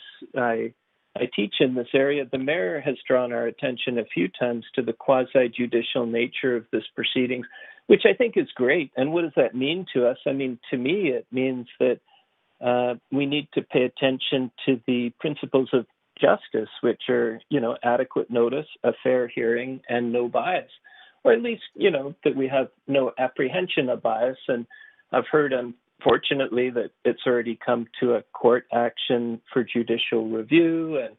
And obviously, as citizens and residents in Vancouver, we don't want a big, expensive fight with taxpayer money. So I agree with the mayor. I think, following this quasi-judicial process in an appropriate way is very important. And I've heard a lot of concerns, and I certainly share them, that the engineering reports. Was that 5 minutes? It is 5 minutes, and that is the Wow. rules of the Okay. initial hearing. So I just wanted to thank you so much for calling in. That's my last point. Thank you. Thanks very much. And there are no questions for you, so I'll move on to the next speaker, but thanks for calling in. Let's see, we have speaker number 86, Ben Humphreys next. Sorry, Ben. Hello, board of this project. We need more social housing everywhere, especially in Cole Harbour, which is a very, very privileged, wealthy area. The children of the families living in social housing here will benefit greatly from the social mix. They'll have a great community network and many opportunities that they might not have elsewhere. I would personally love to live in the social housing and pay for the market rents and help to subsidize the non-market homes. In fact, I've long hoped to live in the downtown peninsula since I work there, but haven't been able to quite afford it. I find the concerns around traffic odd, like many others before me, because since people like me living closer to my work would mean less traffic, not more. Statistically, people living in multifamily housing in urban centers have about a third of the emissions of people living in detached houses in the suburbs. So overall, this will mean less emissions, not more, because more people will walk and roll for most or all of their needs, work, school, groceries, activities. If I had kids and lived here, I would most certainly walk them to school. As you heard, there are 2,000 children on wait list for childcare. You've heard from young mothers that have lived experience hoping desperately for childcare, and I might be one of them one day. We need this so desperately that we should really have an expedited process for building new childcare spaces. We cannot afford more delay. 2,000 children and their working mothers need childcare. I'm currently living in Joyce Collingwood area, but would absolutely be happy to move to Cole Harbour, no matter the density. Density to me just means more people want to live there and are willing to share the benefits with everyone, the proximity to the seas, the Stanley Park, childcare and elementary school, the shops of downtown. I think we need more homes here, especially non-market homes, to welcome everyone who wants to live here. I strongly believe in every neighborhood for everyone. Thank you. Thanks so much for your time tonight. You do have a question from Councillor Dejanova. Councillor Dejanova, please go ahead. Thanks so much, and thanks for your comments about childcare spaces and what it means to you. I'm just wondering, do you think that if council moves at the pace that we have been moving and we don't approve new spaces, do you feel that we'll be able to serve the need of future generations that need childcare? You very well pointed out that already there are 2,000 children, if not more, on the wait list right now for childcare in Vancouver. But just wondered your thoughts about that. How quickly do you think we need to move forward? We are so desperate. We need to move so much more quickly than we have been. The waitlist just keeps growing. And this isn't just a City of Vancouver issue, it's BC-wide. That's why the provincial government has been pushing for more childcare programs.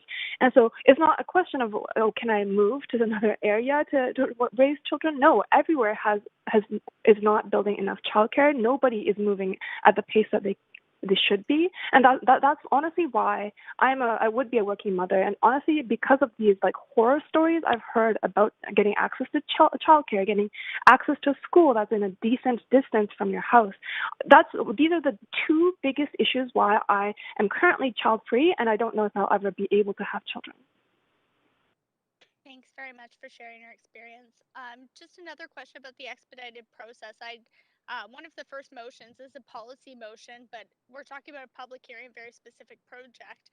Would you like to see this, that if this project moves forward, this application, and it passes, would you like to see some kind of pilot where perhaps there's expedited licensing for the childcare on site or something like that? I moved a motion at the beginning of the term that asked our staff to look at that, working with the province, Vancouver Coastal Health. I mean, it's not just the City of Vancouver that's involved in childcare and can sign off. Would you think that that would be helpful to helping more spaces come online more quickly?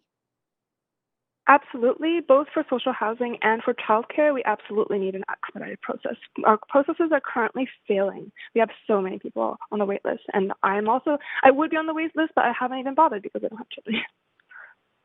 Thank you very much for making the time to share your experience with us today and for your presentation. Thank you, Councillor. Thank you. That's it for questions. Appreciate you calling in tonight. Thanks so much. And we're going to move on to the next speaker. Let's see here. We've got speaker number 88, Mark Artemachuk. Speaker number 88, Mark Artemachuk. Good evening, Mayor and Council. Thanks for the opportunity to speak. I'm a resident of Cole Harbour. Have been for over 18 years, and then downtown for over 20. I'm in my 40s, so I was an early adopter of coming downtown. And the City Council at the time promised that we would come downtown and we could live the rest of our lives there. So thank you for supporting livable downtowns.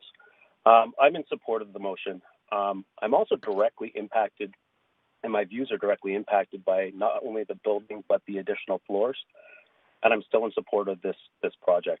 In fact, I'm somewhat disappointed that the project hasn't come back asking for more density. We've seen repeatedly all across, especially the downtown peninsula, added density being allowed on sites. This is a 25-year-old plan. There's all sorts of appetite and ability for this site to handle more density. And it's a bit disappointing that we're only asking for one additional floor. I will lose my views, like many on the call already.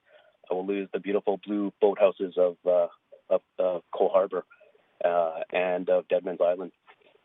Unfortunately, this project comes too late for my family, though. My kids have spent the last 4 years at Roberts Elementary, and I've contributed to the traffic congestion in that area because it's very difficult and, frankly, sometimes unsafe for me to bring my kids across Pender, Georgia, and Alberni streets and get them there in a safe way. So I have many times, especially in inclement weather, driven my kids that short distance, that 5-minute drive that contributes to more traffic in our downtown core. This school's been needed ever since it was put on the plans 25 years ago. I wonder where all my fellow neighbors in Cole Harbour believe the kids they see every day and on the weekends go to school.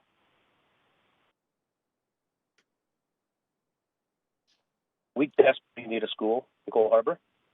Again, it's going to come too late for my family. My kids will be into secondary school by the time this school is built. It's disappointing that it had to come because of other opportunities with BC Hydro and others, but I'm so thankful that it's proceeding. I was also very disappointed, and the reason I'm speaking today is that I was so disappointed in my fellow residents that there was so much animosity against this project to begin with. This project has been on the plans for 25 years. Everyone who's spoken today has bought, or moved into this neighborhood knowing full well that there was a project in public housing coming with that site, and it was only a matter of time before there was funding for both the school and public housing to come available. Similarly with traffic, please, Mayor and Council, don't be swayed by the NIMBYism in the form of these traffic studies, these things that are going to tell us that this site just can't handle any more traffic. It's a complete misnomer. These neighbors of mine bought and chose to live in one of the most congested neighborhoods in the city of Vancouver, in one of the densest neighborhoods that we've heard repeatedly tonight. And they chose to do that. And this is just a tiny blip of additional traffic. In fact, like many of my supporters have spoken of, this school will actually cause many of us to stop driving our kids and to reduce the amount of traffic on the streets. There are so many kids in this neighborhood that want and have been, just seeking an opportunity to go to school and to walk to school, and they've just not given it because the school's been just too late. So again, I'll reiterate, I'm in support of this motion. I'm supportive of the additional density and additional height. I am directly impacted, and I'm still supportive, and I'm saddened that we've heard so many negative neighbors of mine confess to just all the challenges of this project. But this is just a home run, and I'm just wishing that there was a little bit more support and a little bit more backbone at the project level to maybe even increase it by more than just one floor. So thank you very much for your time. Thank you. I don't see any questions for you, so we're going to move on to the next speaker, but thanks for participating tonight. We have speaker number 89, Ferda Alacy. Hello. Hi there. You have up to 5 minutes whenever you're ready. Hi, I'm owner and resident of Cole Harbour. I've got a 14-year-old and I've got a 6-year-old now. So this past September, every single day, I'm taking my 5-year-old. He entered kindergarten at Lord Dobbert Annex. So we're walking up every single day, West Bender, Hastings, Georgia to Annex. And I invite everybody who's opposed to this project to come and see. Everybody walks to school. I barely see any parent dropping off their kids in cars. We all chose this environment and this neighborhood because we all like walking. And it's actually because of the environment. We're very conscious that we don't want to drive in cars. So we desperately need the school. And if you build it today, it's already too late. I mean, I'm really looking forward for my kids to enter grade 3 or 4 here. So I just wanted to call in and say that most of us people with kids in this neighborhood, we desperately need a school. I actually had to wait 2 years on a wait list in Bayshore Gardens for my older one, who's 14 now, to just get into the daycare. We really need this spaces. So yeah, that's it. So I'm just confused about all this. And everybody likes to walk here. I mean, that's the reason we live here. If we wanted to drive cars, we'd go to suburbs. Yeah, thank you for your time. Thanks so much. I don't see any questions for you, so we're going to move on to the next speaker, who's Vicky Wong, speaker number 91. Thank you.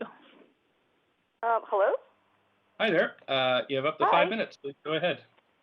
Thank you. My name is Vicky Wong. My family has lived in Cole Harbour for 20 years. My parents are now in their 80s, and I'm speaking for them, and I'm also speaking for some of the other seniors in our building. And I think, first, it's really unfair for some of the other people to say that these are rich, selfish, old people. These are seniors who've worked their entire lives in Vancouver, and now they're spending their retirement years in a place that they're hoping is a quiet and safe neighborhood. And some of the things that I'm going to say have already been said by many people already. But my parents and their friends, they don't know how to tweet or Zoom. They're in their 80s, and they've asked me to call in just to be on the record. And the first thing on the record is to say that we're not against affordable housing, and we're certainly not against a school in Cole Harbour. What we are against is both of those things in this particular location, and that's really primarily because of the traffic impact. And I know that we're only supposed to be talking about the additional height of the project tonight, but I think it's important to voice objection to the entire project, because there was so much opposition back in March and in the last 2 days. And, all of that, as other people have said, seemed to have been completely ignored by council. And I think that's important for the record to reflect. I think that many of the speakers who've spoken tonight who are in favor of the project, they don't actually live in Cole Harbour. and they're not going to be directly impacted by the traffic and the emissions that are going to be generated. And maybe this project is going to have positive impact on the neighborhood, but equally it might have a negative impact. And we don't know that because we're rushing in to build. We haven't done a proper study. And the problem is that if there is negative impact once this is built, it's irreversible and it's going to change our neighborhood forever. And the traffic study that we've seen so far, we're not pulling numbers out of the sky. This is from a city traffic study, which says there's going to be over 900 additional cars in the area. And, a number of people have said that that's not going to happen. People are going to walk. But, this is a city study that said there's going to be more than 900 cars. And our streets here, they can't take that. I mean, please come down to Hastings and Broughton on a rush hour afternoon, like today in the long weekend, and see how many cars shortcut through our neighborhood to get onto the Lionsgate Bridge. And that's going to be multiplied so many times every single day because of the school. I mean, we had somebody earlier who said that when it rains, he drives his kids just half a block or one block.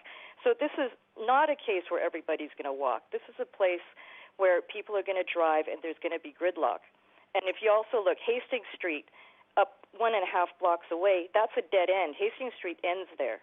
And where the school ends on Broughton, that's also a dead end. So all these cars are going to be double backing the way that they came, and everybody's going to be all stuck together. My major question for council with respect to this is, has anybody thought about how emergency vehicle traffic is going to be impacted with all this extra potential traffic in the area? How are ambulances and fire trucks going to get through?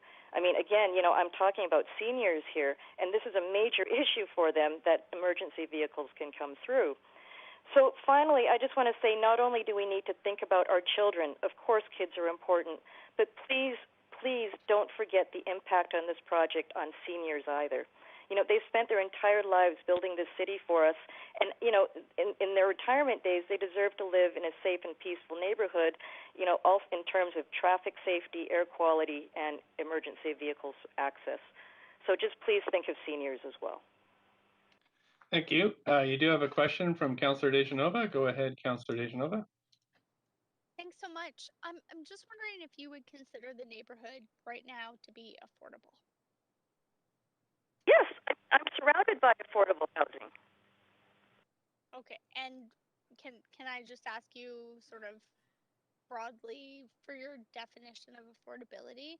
Do you think that people who didn't have assets, who are looking to rent right now, especially younger generations, would be able to live there aside from seniors, as you'd well mentioned?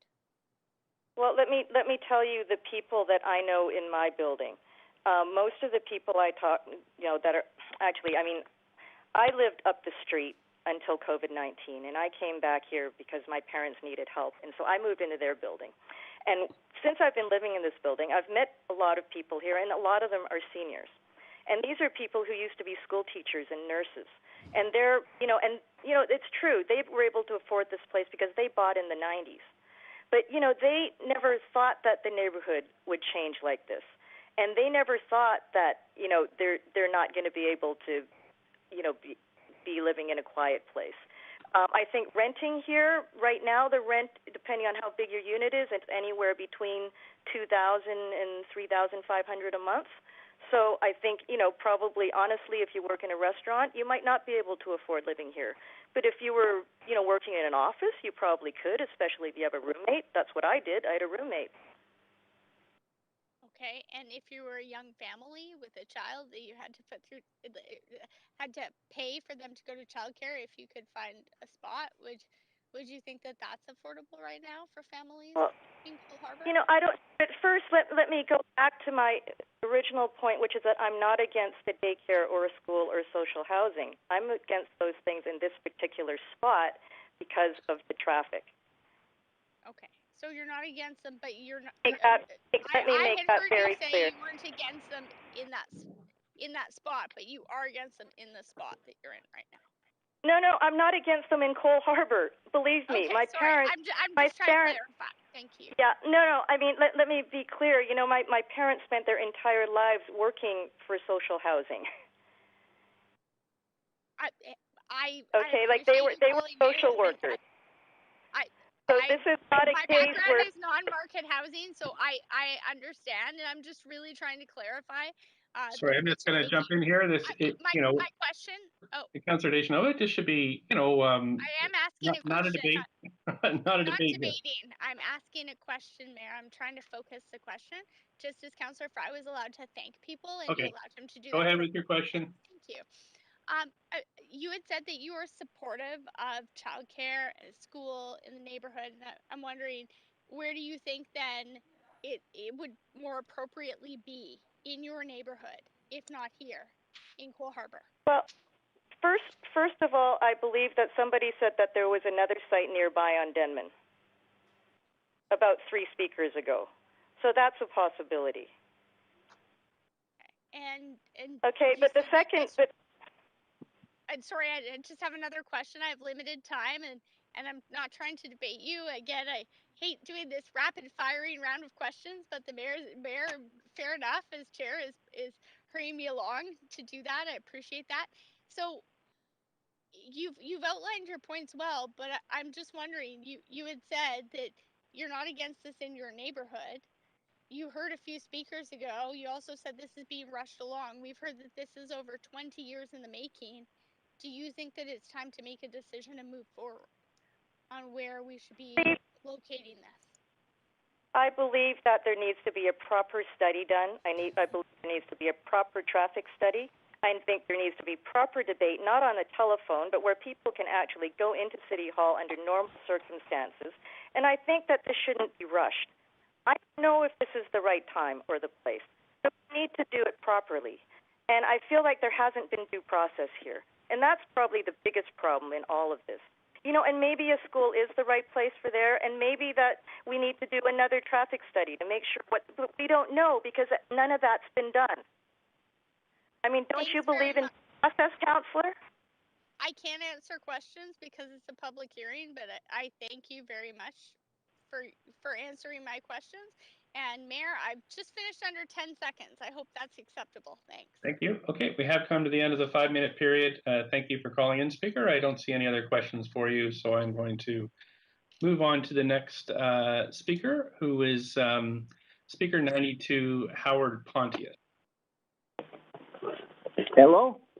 Hi there. You have up to 5 minutes whenever you're ready. Yes, my name's Howard Pontius. I'm a resident of Cole Harbour. I'm opposed to this building being put here. I'm not opposed to it in principle, but in this location. My principal reason for contacting or calling in tonight is to invite the decision makers to come down to the location. If they came down here, they would see that this is an extremely densely populated area and that this little piece of property represents an oasis in the sea of concrete. It's my view that you don't have to build a building on every single piece of property that is available. We need to have some vision here. I would invite you to hearken back to Lord Stanley, who had the vision to create Stanley Park. This is a much smaller area, but it would be very nice to keep this breathing space in Cole Harbour because there's no going back. If you put another concrete building in this location, we'll have a sea of concrete even denser than we already have. And we don't need more density. We need this breathing space. And I'd invite you to come down and look at the area for yourself before you make your decision.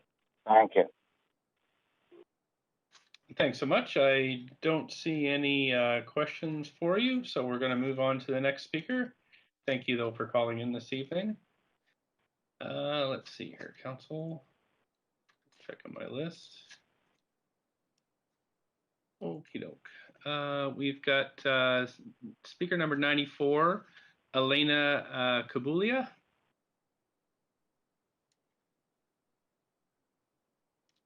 Elena Kabulia, speaker number 94. Yes. Hi there. You have up to 5 minutes whenever you're ready. Thank you. I'm not going to take 5 minutes. I just want to say that I do oppose to this building being built here in that particular location. And I must say that I was very surprised by how the councillor, I'm sorry, I didn't get the name approached the situation when we had the number 91 speaker. Basically, the councillor was asking that speaker to justify herself and her parents how they can afford to live here, or the affordability in the area. It was just like, I must say that it threw me off. I was very shocked by that attitude. And I don't think I'm going to say all I wanted to say before, because it seems to me that the people that are making the decision, they already have already decided about this. And it's very sad to see that. It's very disappointing. And I really don't think that the onus should be on the residents that live here to justify why the building is not a good fit for this particular location. And I think it's the city who builds this project with the taxpayers' money who has to justify it and actually consult the residents in a meaningful way about what do they want to do with this beautiful piece of property, which is right now a parking lot. I think that we are entitled to be consulted in a meaningful way about what's happening in our neighborhood. And this particular piece of property could be just another park in this beautiful area near the seawall, and it's calling for a park. It's not calling for a building of any kind of thing, no matter what the purpose of the project is. And in my respectful view, and I do respect the councillors, and I do respect the mayor and your decision process, but if it's quasi-judicial, then it better be objective and not pre-decided and basically marketed to us like this. I think we should be consulted in a meaningful way, and that's all I have to say. And I think it's a rushed project. It's not supported by studies, and it's in a very bad location for a school. They desperately need a school in West End. That's very apparent from every speaker from that area. And why is not the school built there? I don't know. Why is, for example, on Melville, we had a parkade which was converted, I suppose it was city property, it was sold to a developer, and now they are building the Stack, a huge building which will add to the density of the location. Why not to build a school in that area or other areas? The city can be resourceful and find properties that are available, and they can change the design and transform them into schools and daycare and social housing and everything. We are not opposed to social housing, and we are not opposed to schools or daycare. This is a misunderstanding. Everybody thinks that just because we are opposed to a building in this location, we don't want schools and social housing. We do.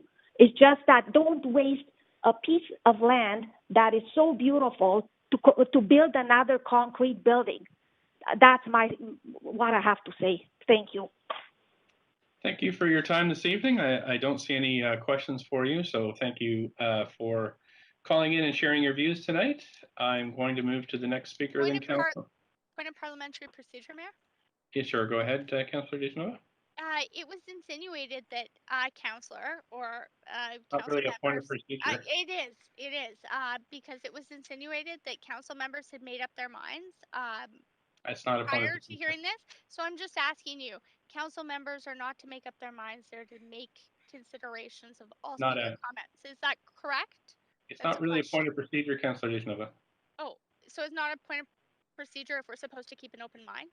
That's not a point of Nope, procedure. not a point of procedure. That's just a question on a motion or a. So where would you like me to ask that, Mayor? I think you could do it in debate after we've closed the questions. Okay. Thanks. Okay, Council, we're moving on to our next speaker, who is Jeremy Schrag, speaker number 95. Mr. Speaker, can you hear me? Sure can. Up to 5 minutes, please. Thank you.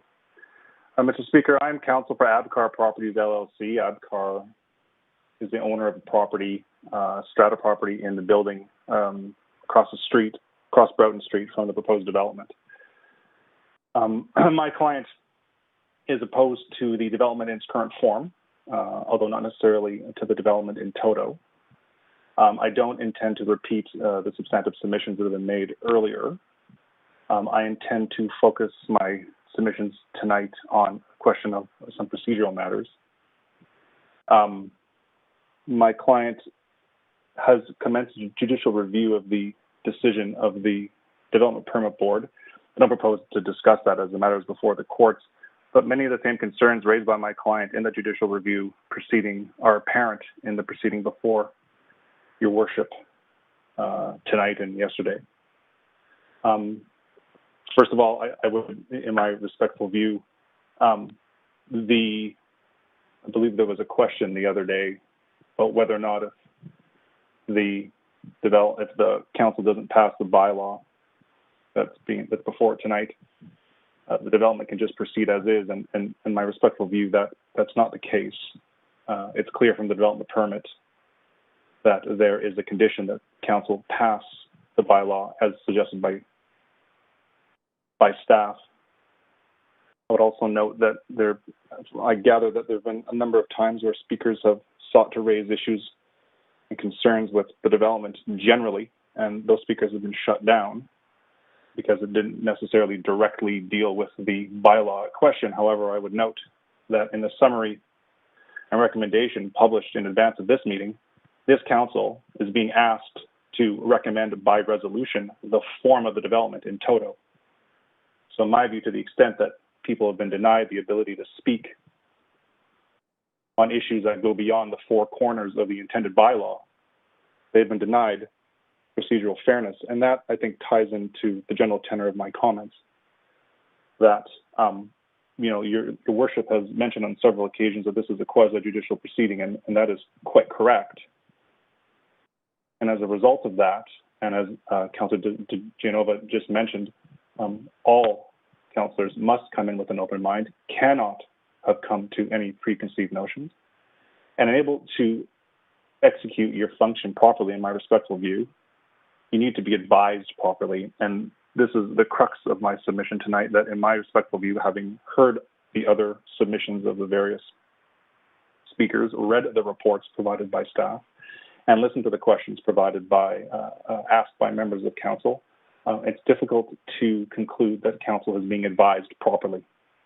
And that's not on council. I don't suggest for a moment that council has done anything wrong as a whole or the individual members. But in my respectful view, you have not been advised properly for the simple reason that there's a substantial conflicts of interest in this proceeding.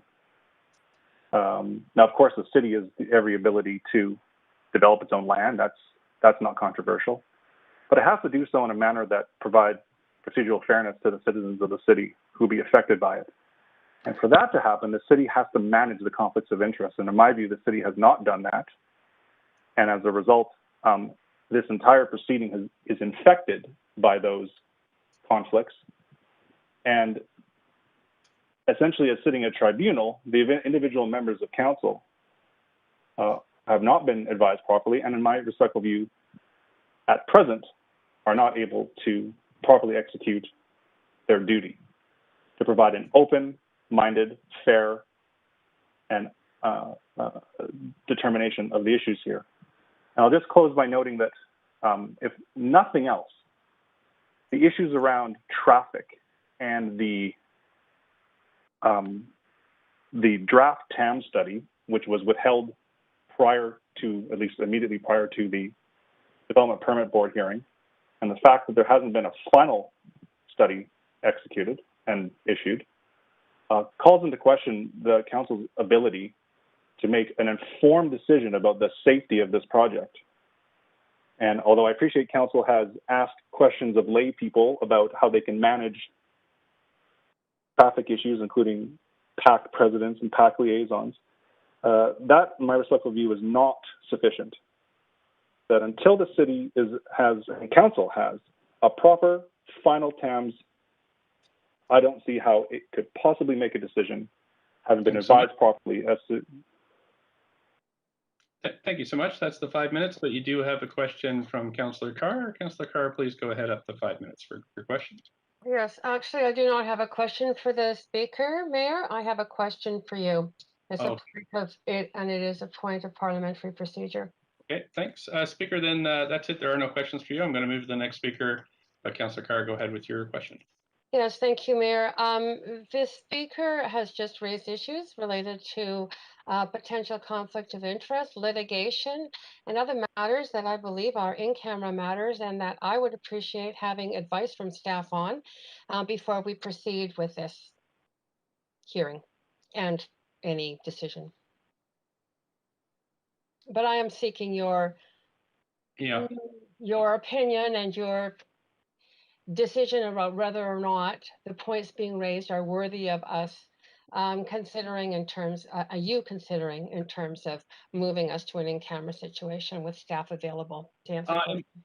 Councillor Carr, in terms of, again, this is the first time we've come across this. So the 2 points the speaker raised was that first, there's other pending litigation apparently, and that would be outside this process. It would apply, in my mind, whatever we do in this situation. So it seems to be, you know, again, it's hearsay because we actually don't know if the person on the phone is the person on the phone, you know, actually representing anybody. So there may be, you know, so I wouldn't worry about that. And I'm sure the city management team would alert us if there was an issue because they're listening at this point. On the second, there's a procedural issue. This has been raised in the past that people think that the process is not fair, and in my mind, that's also something that could be challenged in court. So I would think that we don't really need any in-camera briefing if, but staff are listening at this point, and I think we should proceed unless there's some concern by staff.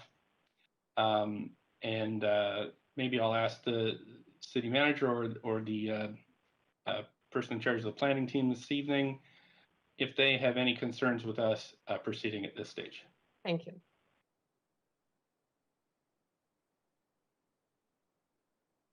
We have a staff person on the line there. Mr. Mayor, this is Teresa O'Donnell, the General Manager of Planning, Development, and Urban Design. Okay. And I don't see Mr. Mokri on the call just at the moment, but okay. Planning staff has no concerns with proceeding with the hearing tonight. That's what I thought. Okay, thanks. Does that satisfy you, Councillor Carr? Yes, absolutely. Thank you. I appreciate that. Okay, thanks. I see Councillor Deschanel and Councillor Kirby-Young on the lines. Are these for also for point of procedures or something similar? Councillor Deschanel? Just straight to the question.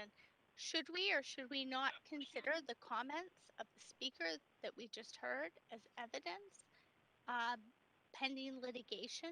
Specifically, as a note I have, so I should not consider those. I should take them off of my note sheet here. Yes, I would think that. I think they're just like any other. Thank you. Any other testimony that you've heard this evening is that you can weigh whatever you like, but we've checked with planning staff. Actually, I can't. I have to consider public comments, but if you tell me that I should not consider them as chair, I will not consider that. So I'm not asking that you strike the comments from your memory, Councillor Dejanova. I'm just saying that they are outside the concern of this proceeding. Okay, thank you. Okay, Councillor Kirby-Young? Yeah, thanks, Mayor. I'd also like to follow up on Councillor Carr's raised point of procedure and ask more explicitly, because my understanding is that we do Sorry, you're breaking have up. legal staff available. Sorry, is that any better, Mayor? A little better. I have asked the senior planning staff. They have said they don't Can I have. finish? Sure, you've been breaking Can up I there. finish my question? It's been hard to. Yeah, no problem. Yeah. Okay, go ahead. Yeah, no problem. Let me try again just to make sure I give you the full question. Sure. I'm wondering, because I understand that legal staff are available for public hearings, if we could have a response from legal on that also, that from that point of expertise, not from just from planning, but from legal with respect to any legal implications of council making a decision tonight. Sure. How questions to staff usually work is I just generally refer them to the most senior staff person and they decide who these are sent to. But I do see Mr. the city manager is on the line. So if you have anything to add on this point of procedure, that would be welcome. Yeah, thanks. Excuse me. Thanks, Mayor Stewart. Sorry about that. I was following online and not on WebEx, so thanks for giving me the opportunity to get on. So yeah, there is a judicial review, has been indicated, but as you've heard, and I would concur with the advice you received from our Director of Planning, that issue does not pertain to the matter in front of you this evening. Have conferred with our legal services team, and they would concur with that as well. So you are in a position, in our view, as staff, you are in a position to proceed with the hearing this evening. Everybody okay now? Okay, great. Thanks so much. Just a few more speakers here, Council.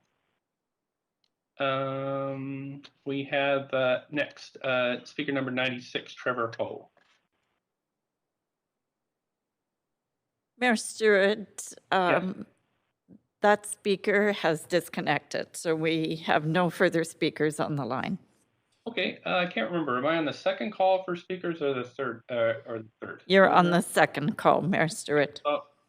Council, I'm going to make a second call for speakers. If anybody would like to speak to this item, please call 1-833-353-8610, code 89327#. And that number's on Twitter and on the live stream. And I'll just ask the clerks, is there anybody on the line now? Just double checking. You. And no. Okay, thanks so much. I'm going to call a third time then. Same contact numbers, same access number. And now we're going to take a 5-minute break. It is 8:20. We'll come back at 8:25 to see if there are any other speakers to this item. I see you in 5 minutes, Council.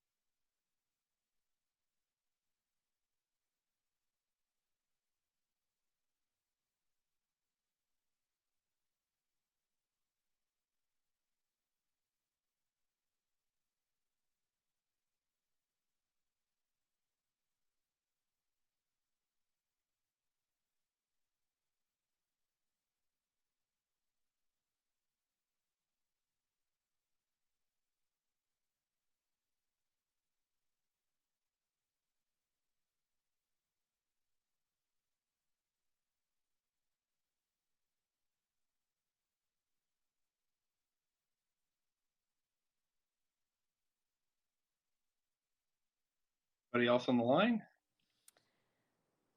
Mayor Stewart, yes, we have another speaker on the line, speaker 97. Okay, thanks so much. I'm going to call speaker number 97 then, Asaj Karsan. Speaker number 97, are you there? Asaj Karsan. Hello, can you hear me? Yes, we can. Up to 5 minutes, please. Thank you for your time. My wife and I lived in downtown Vancouver, but when we started a family, we moved because of the school situation. I strongly support the new school, along with the 20 additional units that are being debated tonight. Frankly, I'm shocked that the proposal is not for a much taller building, considering the area and the lineups for housing. It seems like a wasted opportunity to me. Thank you for your time. Thank you for calling in. I don't see any questions for you. So I'm going to ask the clerks again. Is there anybody else on the line to speak to this item? Just double checking, Mayor Stewart. Thank you so much. Yes, we have another speaker on the line. Okay, Abby Sharman. great. Abby Sherman, please go ahead up to 5 minutes whenever you're ready. All right. Okay, Hello. this project can. Hello? Hi, Yeah. please go ahead. Can you hear me? Yeah. Am I audible? Yeah. Yes, Okay. you're. This project can stay in the Coal Harbor and we move to the 451, 491, 499 Denman Street. And that is far greater of the space to make this project happen. The 480 Broughton Street site is way too small for this large and ambitious project. The city of Vancouver owns 451, 491, 499 Denman Street is flat, wide, and more spacious, comparable to all the schools in Yaletown and Falls Creek. But the school and social housing and daycare on that side, on that side 480, Broughton Street is too small and hosts a huge amount of issues. The city of Vancouver should not fast-track this project on this site. They have waited 26 years, but they can't wait. I do not support this project at 480 Broughton Street. Bottom line, we need a hard-tested, concrete facts. The quasi-judicial process is process that should be followed for decision-making based on hard facts, tested, proven studies, but not simply verbal statements. This project decision has been based on. God bless the council who approves the project, which does not even have concrete steps, how it can be done, how it, let alone the budget. Happy Canada Day, everyone. Thank you.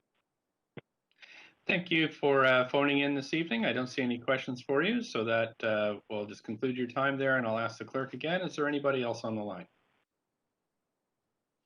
Double checking, Mayor Stewart. And I'm getting no one else on the line.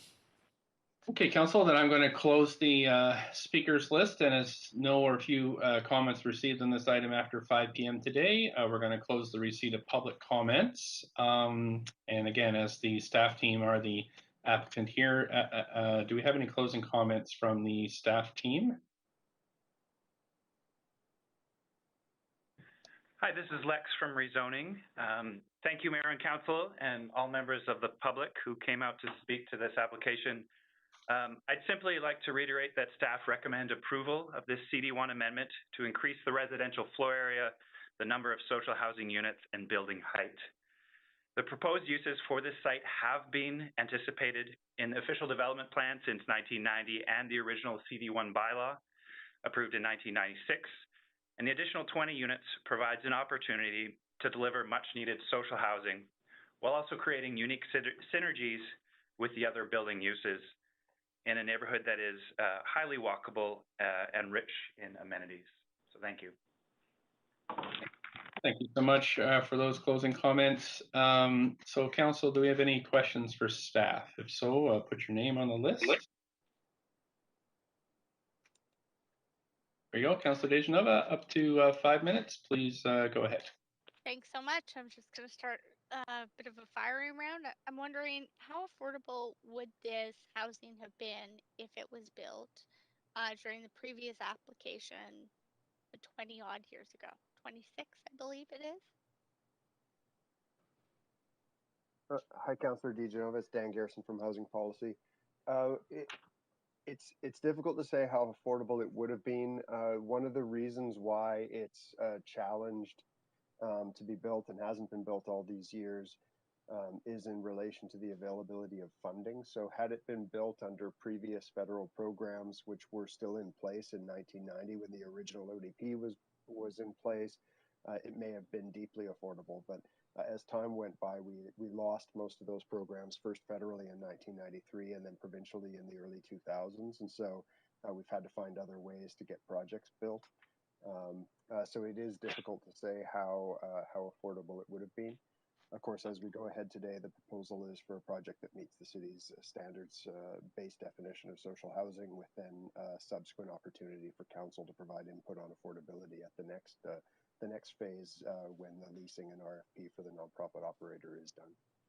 Thanks so much. I know we have to stay focused on this project, but comparing it to other projects that the city was involved in the 1990s, would you say that those projects would be renting at a more affordable rate than per se this would be if approved?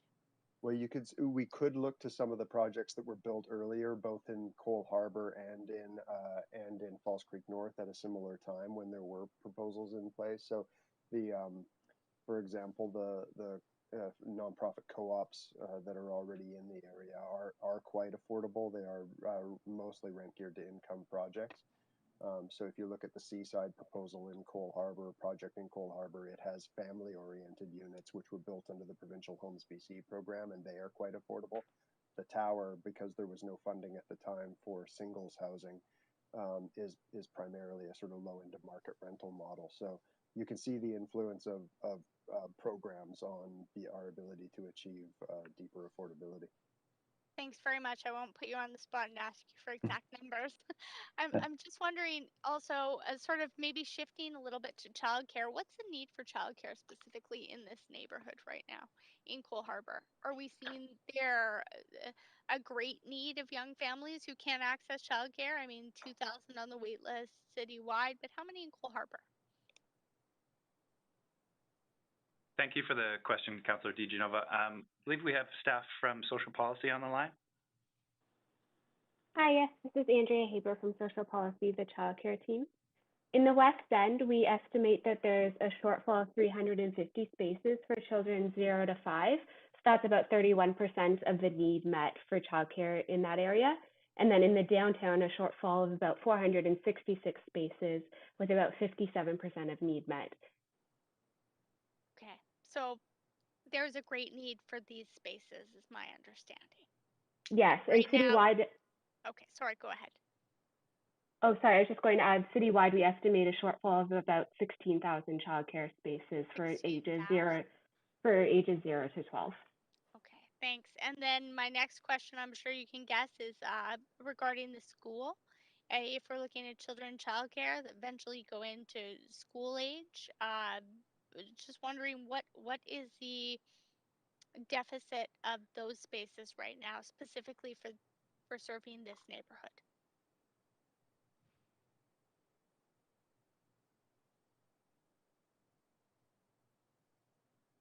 Staff? Okay, said Mayor, it's a rapid firing round. I give them a moment. I understand. Yes. Yeah. Do you mean out of school care spaces? I mean out of school care spaces, but also school age children. We heard a lot of before and after school care. Would this child care be facilitating that? And also for a school in the area specifically? We'll have our child care staff, Andrea, if you could answer, please.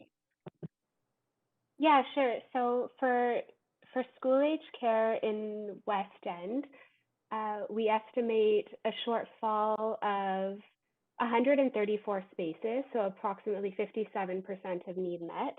And in the downtown area, a shortfall of 468 spaces, so approximately 24% of need met for children 5 to 12, so for before and after school care. Thanks, that's my time. Appreciate the answer. Thank you. Councillor Dominato, up to 5. Thanks, Mayor. And I just wanted to follow up to staff with some questions around the transportation concerns that we heard from residents, and obviously one transportation assessment study has been undertaken.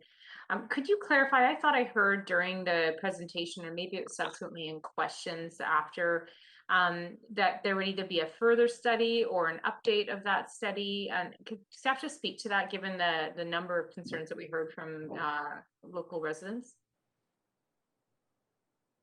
Yeah, hi. Lisa Morishita here, transportation engineer from Engineering Services. Pretty standard practice for us is for us to receive a draft version of the study along with the application for the development permit.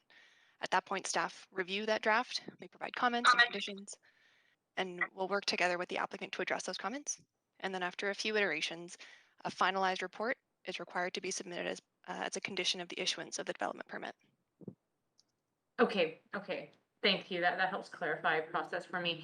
And would it be fair? We heard concerns on one hand from around vehicles, but we heard from residents, particularly parents whose kids already go to Lord Roberts or potentially will go to Cole Harbour as a swing space, that they had some good suggestions around, lengthening the light crossings and speed humps and other elevated crossings, so on. Is that something staff will take into consideration through this public hearing as part of planning for pedestrian and cycling safety in the area?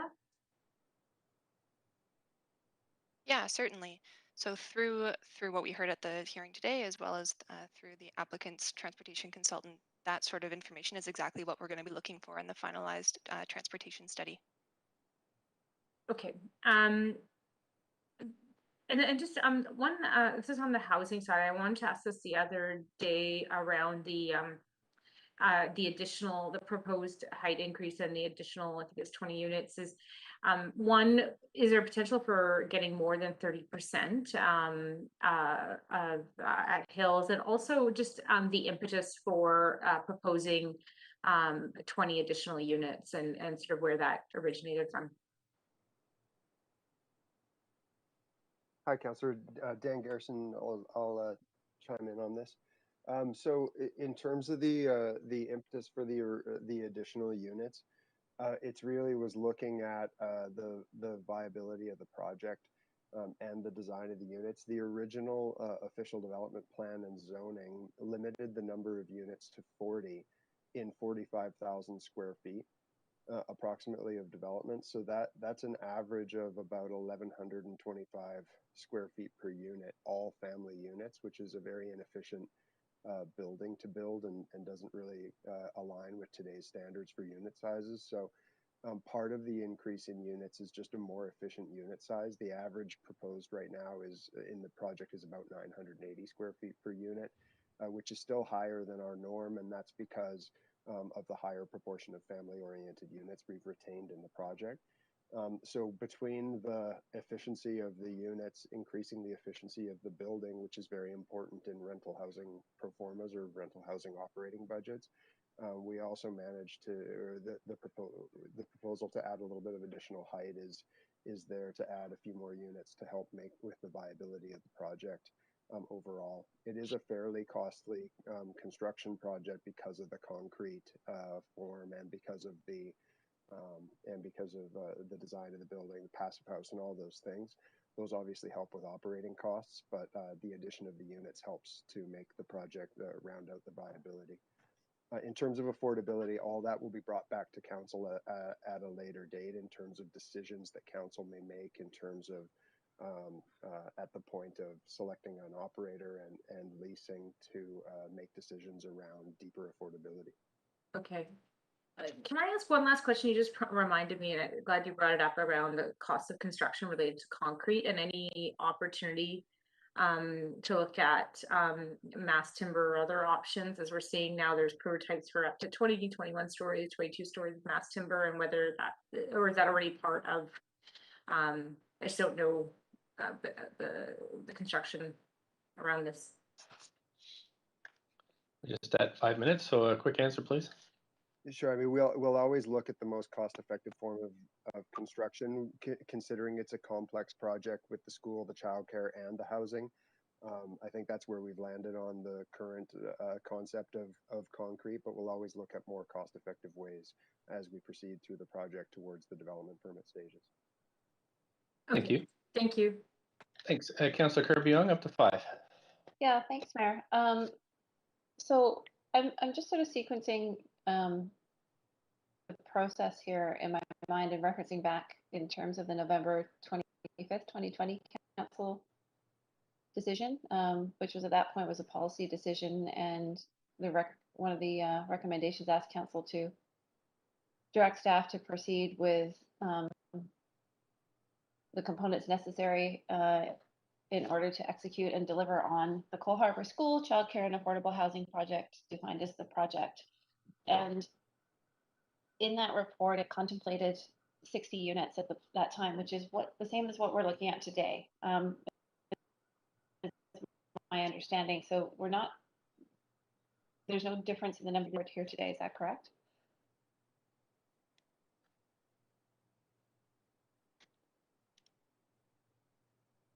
Yeah. Hello. Just 1 second. Can you hear me, Mayor? Yep, we can hear you. We can hear you. You cut out. Could you please repeat your question, Councillor Kirby-Young? I'll just stop your clock. You did cut out there for a second, Councillor Kirby-Young. So if you just want to paraphrase. Yep. Councillor Kirby-Young, you are correct. This is Teresa. So in the November, I was referencing. Okay, thank you. So 60 units is approved in the council policy report November 25th, 2020, and 60 units now. And while that report did not reference height specifically, there was a diagram in that report that showed the form of the building and the number of floors of residential, approximately 6 above sort of the school, et cetera. Is that still the same? Again, this is Teresa O'Donnell. Yes, that is all the same. Okay. And the other component, I wonder if you can advise here, just so I'm clear on procedure, because I think it's really helpful for me to understand and also the public. There was a schedule as Appendix A in that November 25th, 2020 report that spoke to the DP submission and the expectation there, but it made no reference to a public hearing requirement or otherwise. I wonder if you can just clarify for me why it did not.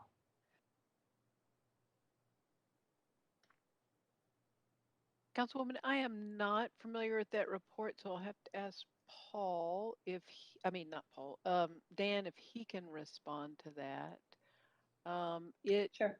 It may have been just that they were unaware a text amendment was necessary, but I'll have to see if Dan can answer that question. Dan, do you have the answer to that? Yeah, I'm sorry, Teresa. I wasn't involved in that report either. So maybe we can get a response to that just in the next moment and Sure. get back to it. That's no problem. In the meantime, can I ask another question? And the height is anticipated for the form of the building. It's anticipated to be the same as what council approved in the policy report is what we are being asked to amend in the bylaw tonight. Is that correct? That is correct. Okay. That is very helpful. I'm going to leave it there for now and save some time. Thanks, Mayor. Okay, thank you. Councillor Carr, up to 5.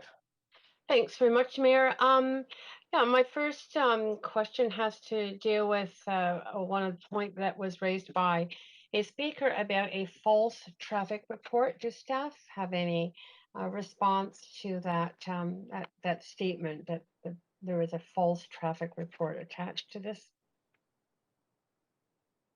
Thank you for your question, Councillor Carr. This is Lisa Morishita, Transportation Engineer from Engineering Services. I'm not sure about the categorization of the report as false. It was draft. As is standard procedure for all development permit applications, is that a draft report is submitted with the development permit application, and that report gets finalized prior to the issuance of the development permit. Okay, that's staff are satisfied with the traffic report that has been attached to this. I gather, else you wouldn't be giving it to us, but just need confirmation publicly. That's correct. Knowing Yes. it's draft. Okay, great. There were a number of speakers, many, that talked about increased traffic due to this project. I wonder if staff have any comments to make about, I mean, they also mentioned how it was related to also just a general rise in traffic at rush hour, but can staff comment on the anticipated increase in traffic from the addition of these 20 units and the extra story on the building? Certainly, the additional 20 units of social housing are expected to bring in less than 10 additional vehicle trips to the neighborhood. On a daily basis? During a peak hour, we'll typically look at vehicle trips on a peak hour in the morning and a peak in the afternoon. So during those peak times, we would expect less than 10, probably Less closer than to 10. 5 to 9. Five to 9. Okay, thank you.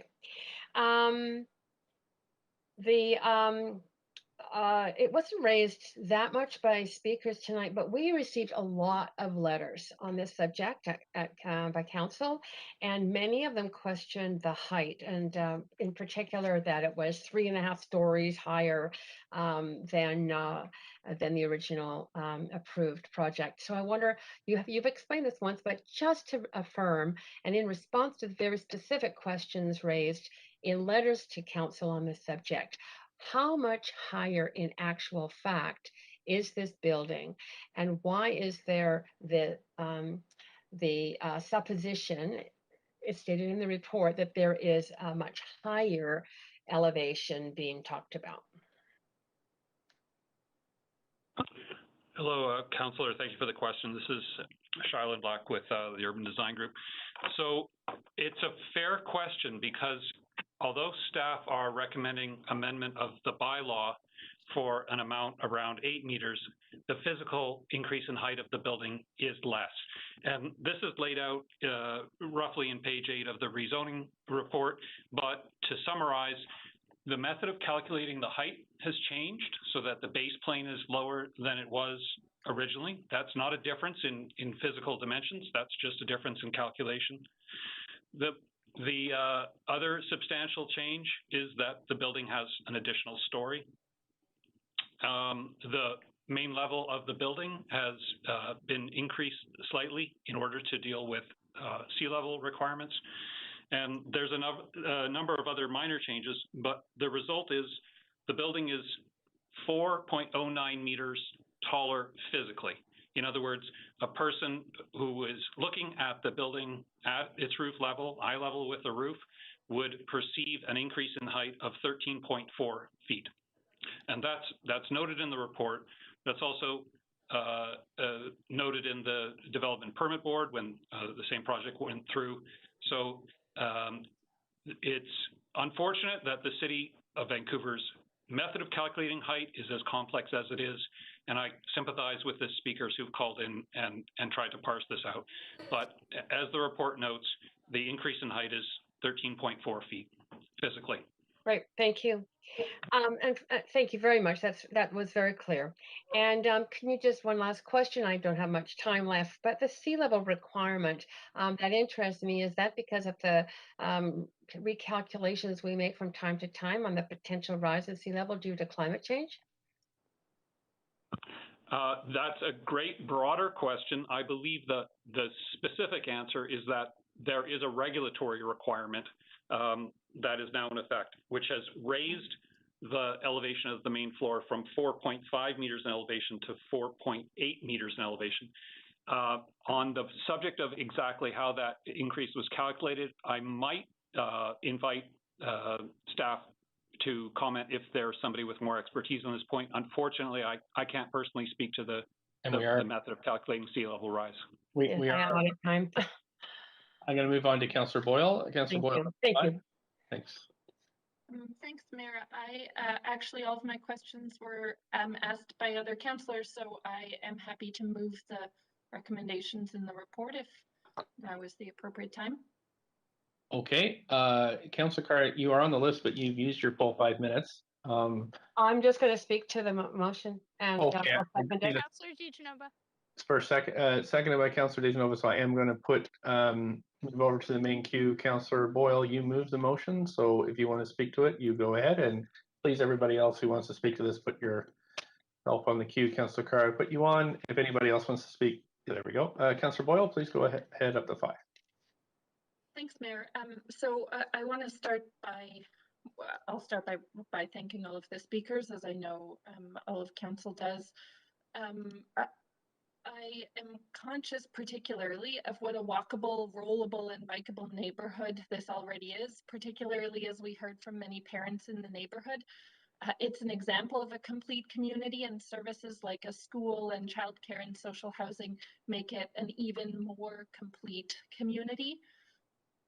I also want to recognize the significant amount of time that families in Cole Harbour and the West End have already been waiting for this new school. And we heard that too from many people. And I know a number of us on council have been hearing that for years and years as well. This school is badly needed, and social housing is badly needed too in every neighborhood of the city. I want to just speak to the transportation concerns to say that I absolutely feel we should continue to make transportation and housing decisions that reduce reliance on private vehicles for all of the reasons that speakers for and against this proposal spoke to. There is huge benefit to all of us when we have cleaner air and safer streets and less noise because we're moving away from our reliance on private vehicles. The recent school streets pilot project, as again we heard about from speakers, is a great example, and I was glad to visit all 3 pilot sites of it across the city, and I'm sure there are lessons that we can implement as that project expands, including hopefully at this school when it's built, and I'm sure Councillor Carr will speak to that as well. One of the things I've been thinking a lot about in hearing from all of the speakers on this proposal is how absolutely important it is that Vancouver be a city that works for families. It's important not just for those families, for those of us with young kids, but for all of us. I hope that when I am a senior, I am in a community that has plenty of children around as well, and that I can hear them safely walking and running around and making all the delightful noise that they make in it as part of my community. Being a place that works for families is a very important central indicator to the health of a community, and I think this project will, like I said, benefit families and also benefit the whole community, and so I wholeheartedly support it. Thank you so much. Councillor Carr, up to 5 minutes. Yes, thanks, Mayor. I do have an amendment that I have circulated. Okay. Want to move me to amendment Q, I'll speak to it. Council does have it. We need a seconder in this form, so. Second, Councillor Kirby-Young. Okay, Councillor Kirby, I'm going to move us over to amendment Q now, and Councillor Carr, you have the floor for up to 5 minutes. Great, thank you. My amendment really does rise out of the fact that I really did listen to the speakers, the vast majority of whom raised issues around traffic and traffic congestion in this neighborhood. So my amendment is, and because understanding that the applicant has a draft plan only in place around traffic management that, but is required by the end of this process to have a finalized plan. My amendment is that the applicant provide a finalized transportation assessment and management study report that includes measures from the school streets program and the climate emergency action plan's active transportation objectives. We did hear speakers from Robert's school that actually talked about the incredible percentage of, I think it was over 75% of families and children that actually don't take cars to the school, but instead use active transportation. They walk or they roll or they cycle. And in fact, there was another speaker very near the end who was from the other side, from the Cole Harbour side, walking across Georgia to Lord Roberts, who actually said that her family also walks there. So I think that there is already an incredible percentage of people families with children in the West End who walk. I also happen to know that over 50% of people who live in the West End walk to work. This is, of course, pre-COVID when people were walking to places of employment in office buildings downtown. But it is a very, very significantly strong neighborhood in terms of alternate means of transportation that are non-vehicular. So this is just to assure everyone, and including myself, that final study will include the measures from the School Streets program, which was a pilot program between the school board and the City of Vancouver, with the support of the local parents advisory committees and families to have virtual zero car transportation to the door of the school, unless, of course, there are important needs related to the inability to walk, ride, or roll, and that it achieved an incredible reduction in any car use, which was already minimal. So I'm really hopeful that this study will really produce some strong evidence around how we as a city can plan and can be incorporated into the projects being developed, the methods in order to achieve that kind of the zero emission transportation and lack of congestion. Okay, thank you. There are others who want to speak to this. Councillor Dejanova, up to 5 minutes on this amendment to the submitted report. Sorry, you might be on mute.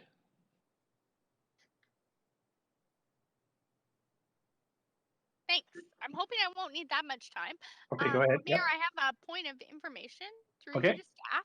Sure. As to whether or not this would already be a requirement in an undertaking under the rezoning moving forward, the traffic management study. Okay, staff on this one, is this already a requirement? Thank you for your question. Lisa Morishita here from Transportation. The finalized report, yes, is already a condition, but the specific inclusions about the school streets, that would be an unusual direction for us to take through that report. And just to follow up to that, Mayor, if you'll allow, I'm just wondering why that would be an unusual direction. The program, it was new this year, so it's something that we just piloted this year. So it's unusual in that we haven't done it before, but not that it's out of line. It's certainly something that we could include in that finalized report. Because of the pilot, would you be doing this already? Not necessarily. I think the purpose of the pilot was to test out. I think we tried 3 schools this year, and so staff will be looking at the experiences that we learned from this year and applying those to how we could expand the program in the future. So this direction here would apply that to this school. Okay, and then looking at the amendment that was sent by Councillor Card to us at 7:08 p.m. here, I think that's the right amendment. Maybe it's not. It's on the screen, I Councillor. understand. I'm just making sure I have the right version, Mayor. Yeah, it's on the. I only sent one. Speaking to the chair, thanks. I think yes, it was at 7:08 p.m. I'm just wondering if would climate already come into this under the Green City Plan? Would that be a consideration that we would take as council?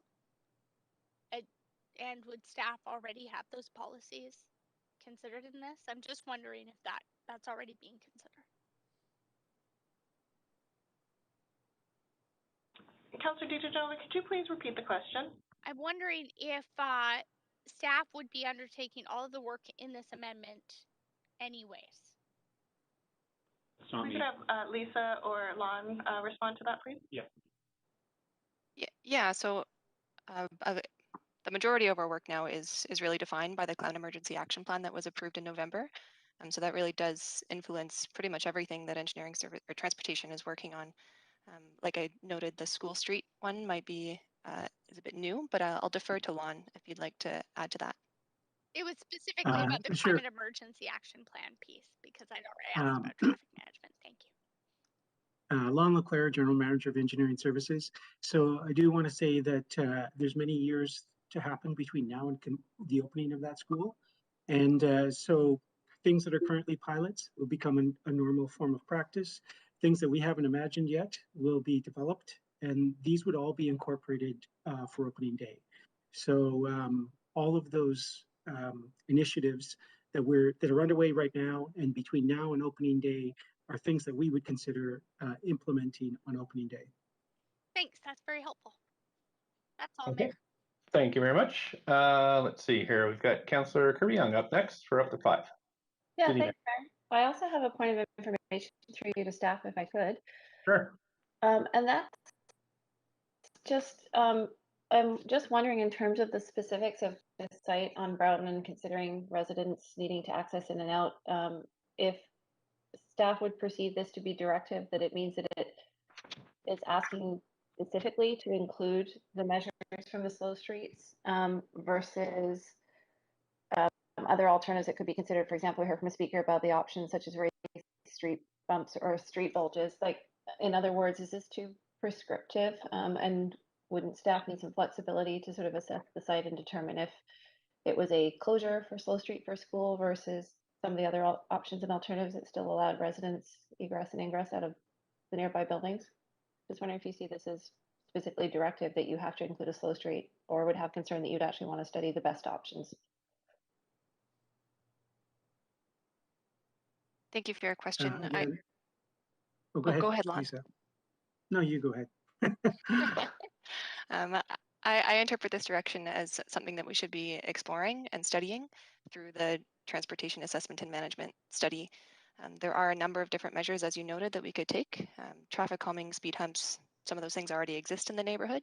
So I don't perceive this direction to be specifically to close Broughton as part of a school street program. Okay, so thank you. So Mayor, for clarification purposes, I'd like to propose an amendment to the amendment, which I've just emailed. Okay.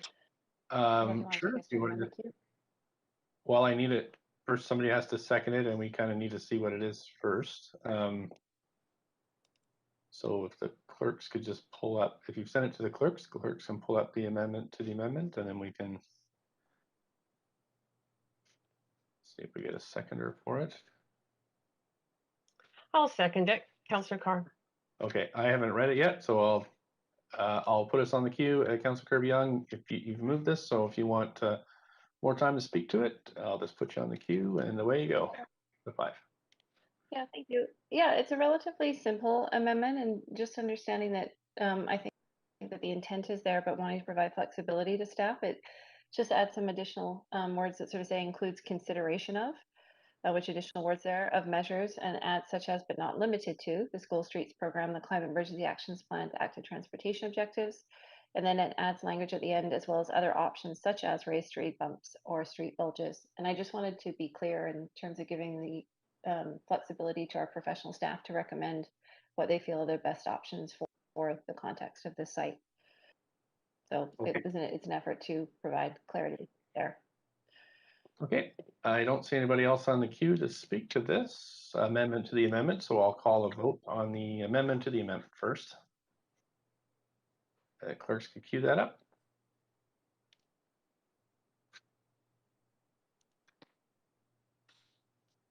Councillor Dominato, Councillor Dejanova.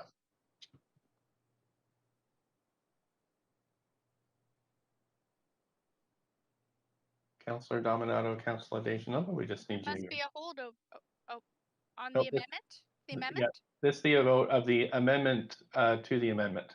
Okay. Councillor Dominato? Just looking. Oh, there's Councillor Dominato. Okay. Councillor Dominato, I see you there, but I need you to vote on this amendment to the amendment.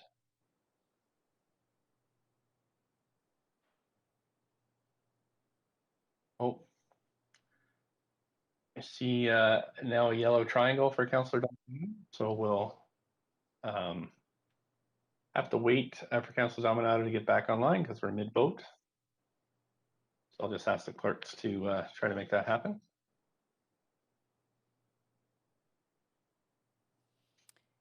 Yes, we will contact Councillor Dominato to see if we can help her along, Mayor Stewart. Okay, thank you.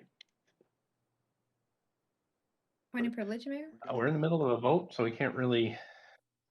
Just bringing clerk's attention to email. okay. Lisa's been asked to be marked as absent as her system has crashed. Mm. Oh, sorry, Councilor Dominato. On this vote, okay. Yeah, sent at 9:05. Okay, clerks, do you want to do that then? Mark Councillor Dominato is absent. Yes, Mayor? It won't affect her ability. It won't affect her ability to vote on other matters, though, because she has heard all the proceedings. So That is correct. Council knows. Yeah. Okay. We're on the amendment Q1. This is now we're back to discussing the amended amendment. And Councillor Kirby-Young, we have you on the queue. Did you want to say anything else to this one? Not at this time. Thanks, Mayor. Okay, thanks. I don't have anybody else on the queue, so I will call a vote on this amended amendment.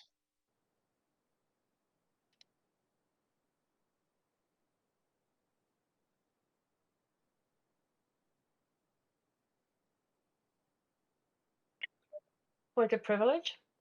Yes, Councillor Carr? I don't have, my voting screen doesn't enable me to vote. I do see the votes. Oh, don't remember clicking it, but okay. Point of privilege, that happened for me as well, Mayor. I didn't vote. Point of privilege, Councilor Dominato. Okay. Clerks, could you reset the vote? Yes, Mayor, we will eliminate that one and reset it. Is that what you're looking for? Yes, Okay. please. It does seem to be some glitch that we have. I just recalled. Okay. On a point of privilege, Mayor, it's Councilor Dominato. Yes. I'll take a vote assist in favor since I can't access my laptop at this time. Okay, great. Thanks very much. Thank Please you. mark Dominato in favor, clerks. And you still need votes from Councillor Dejanova, Councillor Swanton, Councillor. I voted. It shows voted. I'll vote again. And Councillor Dominato needs to be marked. There we go, in favor. And that has passed with none in opposition. So we're going to go back to the main queue. Councillor Carr, did you have anything else? Yes, thanks, Mayor. Just wanted to make a few summary comments here in terms of the fact that I think there was a lot of confusion in the public around the height increase and people expressing opposition to the height increase of this extra story as being a much larger height increase. So, you know, it's not at all staff's fault around that, and it's just a change in measurement as the staff explained both in the report and in my answer to my question raised at the end of this debate. But it's regrettable that there are people who felt that the building really is much physically taller than it actually is with the addition of the story and the extra 20 units of social housing. I certainly heard concerns around traffic and did raise those and put forward my amendment to try and mitigate any of those. But I also want to just respond to the speakers and thank all the speakers who came taking the time on very hot night, not necessarily tonight, but last night to speak to this issue. That really the expectation is that we are not going to have the car congestion moving forward as we also simultaneously move into the future with a very strong climate emergency action plan. And that is not only our plan, but absolutely essential. And those of us really experiencing how difficult it is to cope with things like extreme hot weather events. No, our action is none too soon. We have to bring down greenhouse gas emissions. We have to reduce fossil fuel driven cars and their emissions as fast as we possibly can. So I'm hopeful that those measures will also mitigate the problems that many of the speakers did raise. I also just wanted to say that like Councillor Boyle, I feel very strongly that this whole project is one that is a real it's exciting, and it's a real model of how we want to move forward in terms of more complete and resilient neighborhoods. So to combine, in addition to the community center that's there, the school, the housing, the childcare, is just incredible.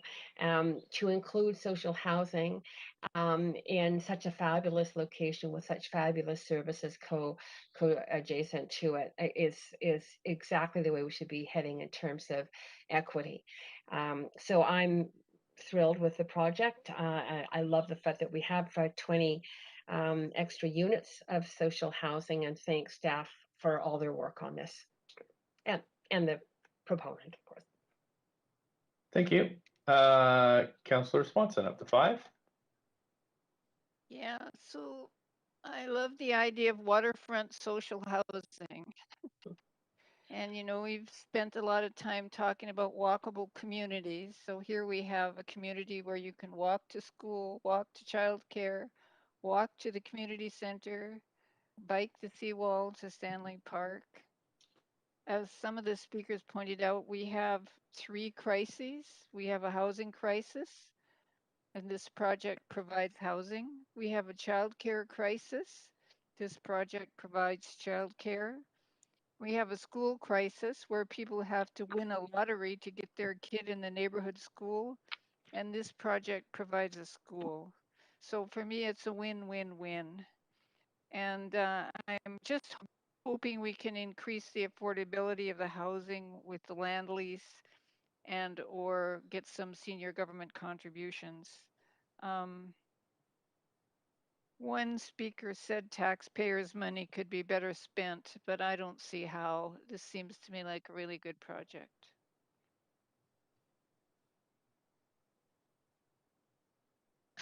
Thank you, Councillor Swanson. Councillor Fry up next, up to 5 minutes. Thanks, Mayor. I'll be voting in support of this project, and I do want to thank all the speakers who came to speak, whether in favor or in opposition. I appreciate that this is an emotional issue for folks who did come and speak in opposition, but I think in time this project will prove to be such a tremendous asset to the community. I know myself, living in close proximity to a school, having children attending a school is just such a delight to have as a background noise, kids giggling and talking, and just the activity around it. It's really actually something that I cherish, and I hope that the residents in the immediacy of this new school will grow to cherish this lovely addition to their neighborhood. In one of the many living arrangements I had over my life in Vancouver, I briefly lived in a warehouse, a 1200 block of Pender, where Pender and Melville meet at Jervis in the mid 1990s. And in fact, at that time, I had a lovely view from my warehouse studio of Cole Harbor and the seaplanes taking off and stuff. Of course, that view's gone now because towers have since been built in front of it. So I can appreciate losing a nice view and the concerns around that. But this was still at a time basically when Hastings Street still had 1200 block Hastings had a gravel shoulder and a cliff off the side of it with brush and all sorts of stuff. So seeing that neighborhood develop, and this has always been sort of part of the growth plan. It's taken a while to get us there, but it has been part of the plan. But I just want to reflect on one observation when I was in this warehouse studio. And at the time we were talking about expanding the Lionsgate Bridge and the cost that was going to be incurred to expand the Lionsgate Bridge. And every day at around 3 o'clock, I'd look out my window, and Pender and Jervis, the lineup would start. The rush hour traffic lineup would start to get to West Vancouver, filled with cars. And every single one of those cars, I kid you not, was a single occupant vehicle. And I think that's the elephant in the room. When we talk about this incredible amount of traffic and the impacts of traffic, we have to recognize that there are practices in place here with single occupant vehicles choking up our streets, choking us with exhaust, creating a traffic nuisance, really out of a sense of entitlement and convenience that I think, as part of our response and our consideration of what we're going to do to manage the climate emergency, what we're going to do to manage climate and traffic and all these impacts on our communities, and what we're going to prioritize. And I think that's the elephant in the room, is that a lot of this traffic doesn't need to be that way. If people were even carpooling, we would reduce that traffic significantly. And so that to me is part of the elephant in the room. When we talk about the impacts of the traffic, I am grateful that we have amendments to this to actually thoughtfully consider how we're going to manage traffic for safety of kids going to the school, but that's also safety for the entire neighborhood. And it's going to be, again, another happy side benefit of this project will be that I hope it will actually improve the street level interactions for everyone in Cole Harbour. So I'll be happy to support this and look forward to seeing the groundbreaking to replace this surface parking lot. Thank you. Thank you, Councillor Fry. Councillor Dominato, you're up next. Thanks, Mayor. And I'll start by saying thank you to all the speakers who came out and obviously spoke passionately from their different perspectives. And I think it is important to clarify in my comments that, again, and like Councillor Carr, I do think there was some confusion around what was coming before council this week, and particularly that it was not specifically the broad project of a social housing co-location of childcare in the school, that has been decided, but that this was an amendment to increase the height by 8 meters, increase the density slightly, and to accommodate an additional 20 units of social housing. And I do think that's important because I do think it caused some confusion, and these are lengthy documents that are provided to council and to the public. I do, and these were long planned, as many have commented, in terms of the school, the childcare, and the coalition of social housing. I do want to comment on bring a bit of a perspective from being a school trustee. As a school trustee, I was a liaison to the West End and downtown schools, and the subject of Cole Harbour was part of our deliberations when I was there at school board. And Cole Harbour and Olympic Village have been the top priorities for the VSB for a number of years. And this came to fruition, the reality of Cole Harbour, through what was addressed to the BC Hydro deal and the revenues generated from that. But this has been a top priority, not only for VSB, but for the families in the neighborhoods. And you heard that from families who came and spoke about the necessity of having a school, that the Lord Roberts, both the annex and the school itself, are bursting at the seams. And then on the childcare front, we heard very clearly that we have a deficit and a shortfall of childcare spaces in this area and in this neighborhood. And then on the housing component, I mean, we all know across council how critical it is. We're trying to create a diversity of housing in the city, also trying to address affordability, and that this project does do that.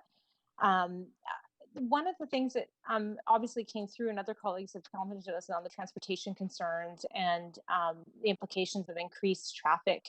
But I also heard that from families who spoke, whose kids are going to school already in the neighborhood, that they are by and large walking and cycling and using other modes of transportation.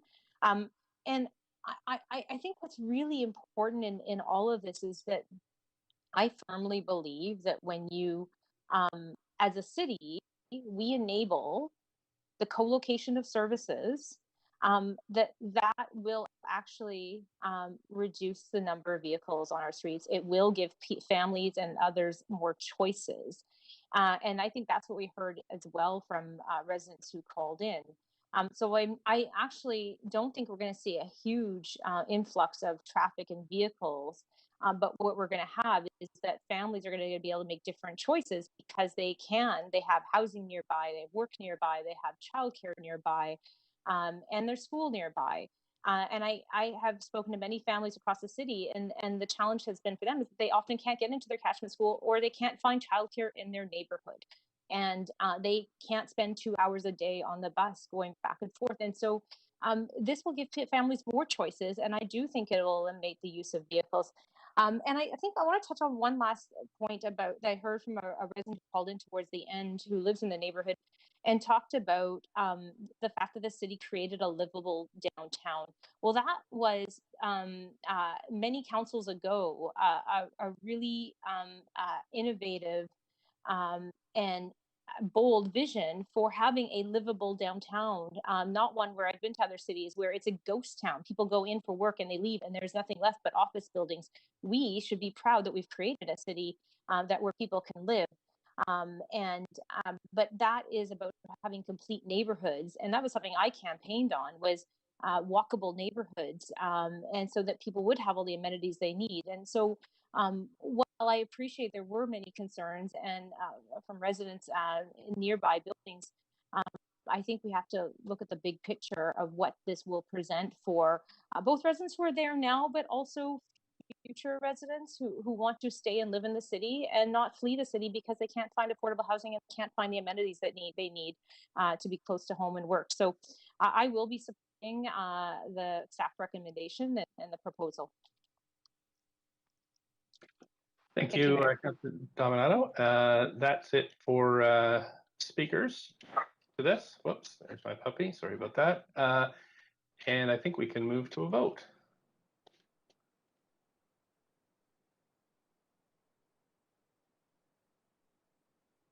A vote assist since I can't access.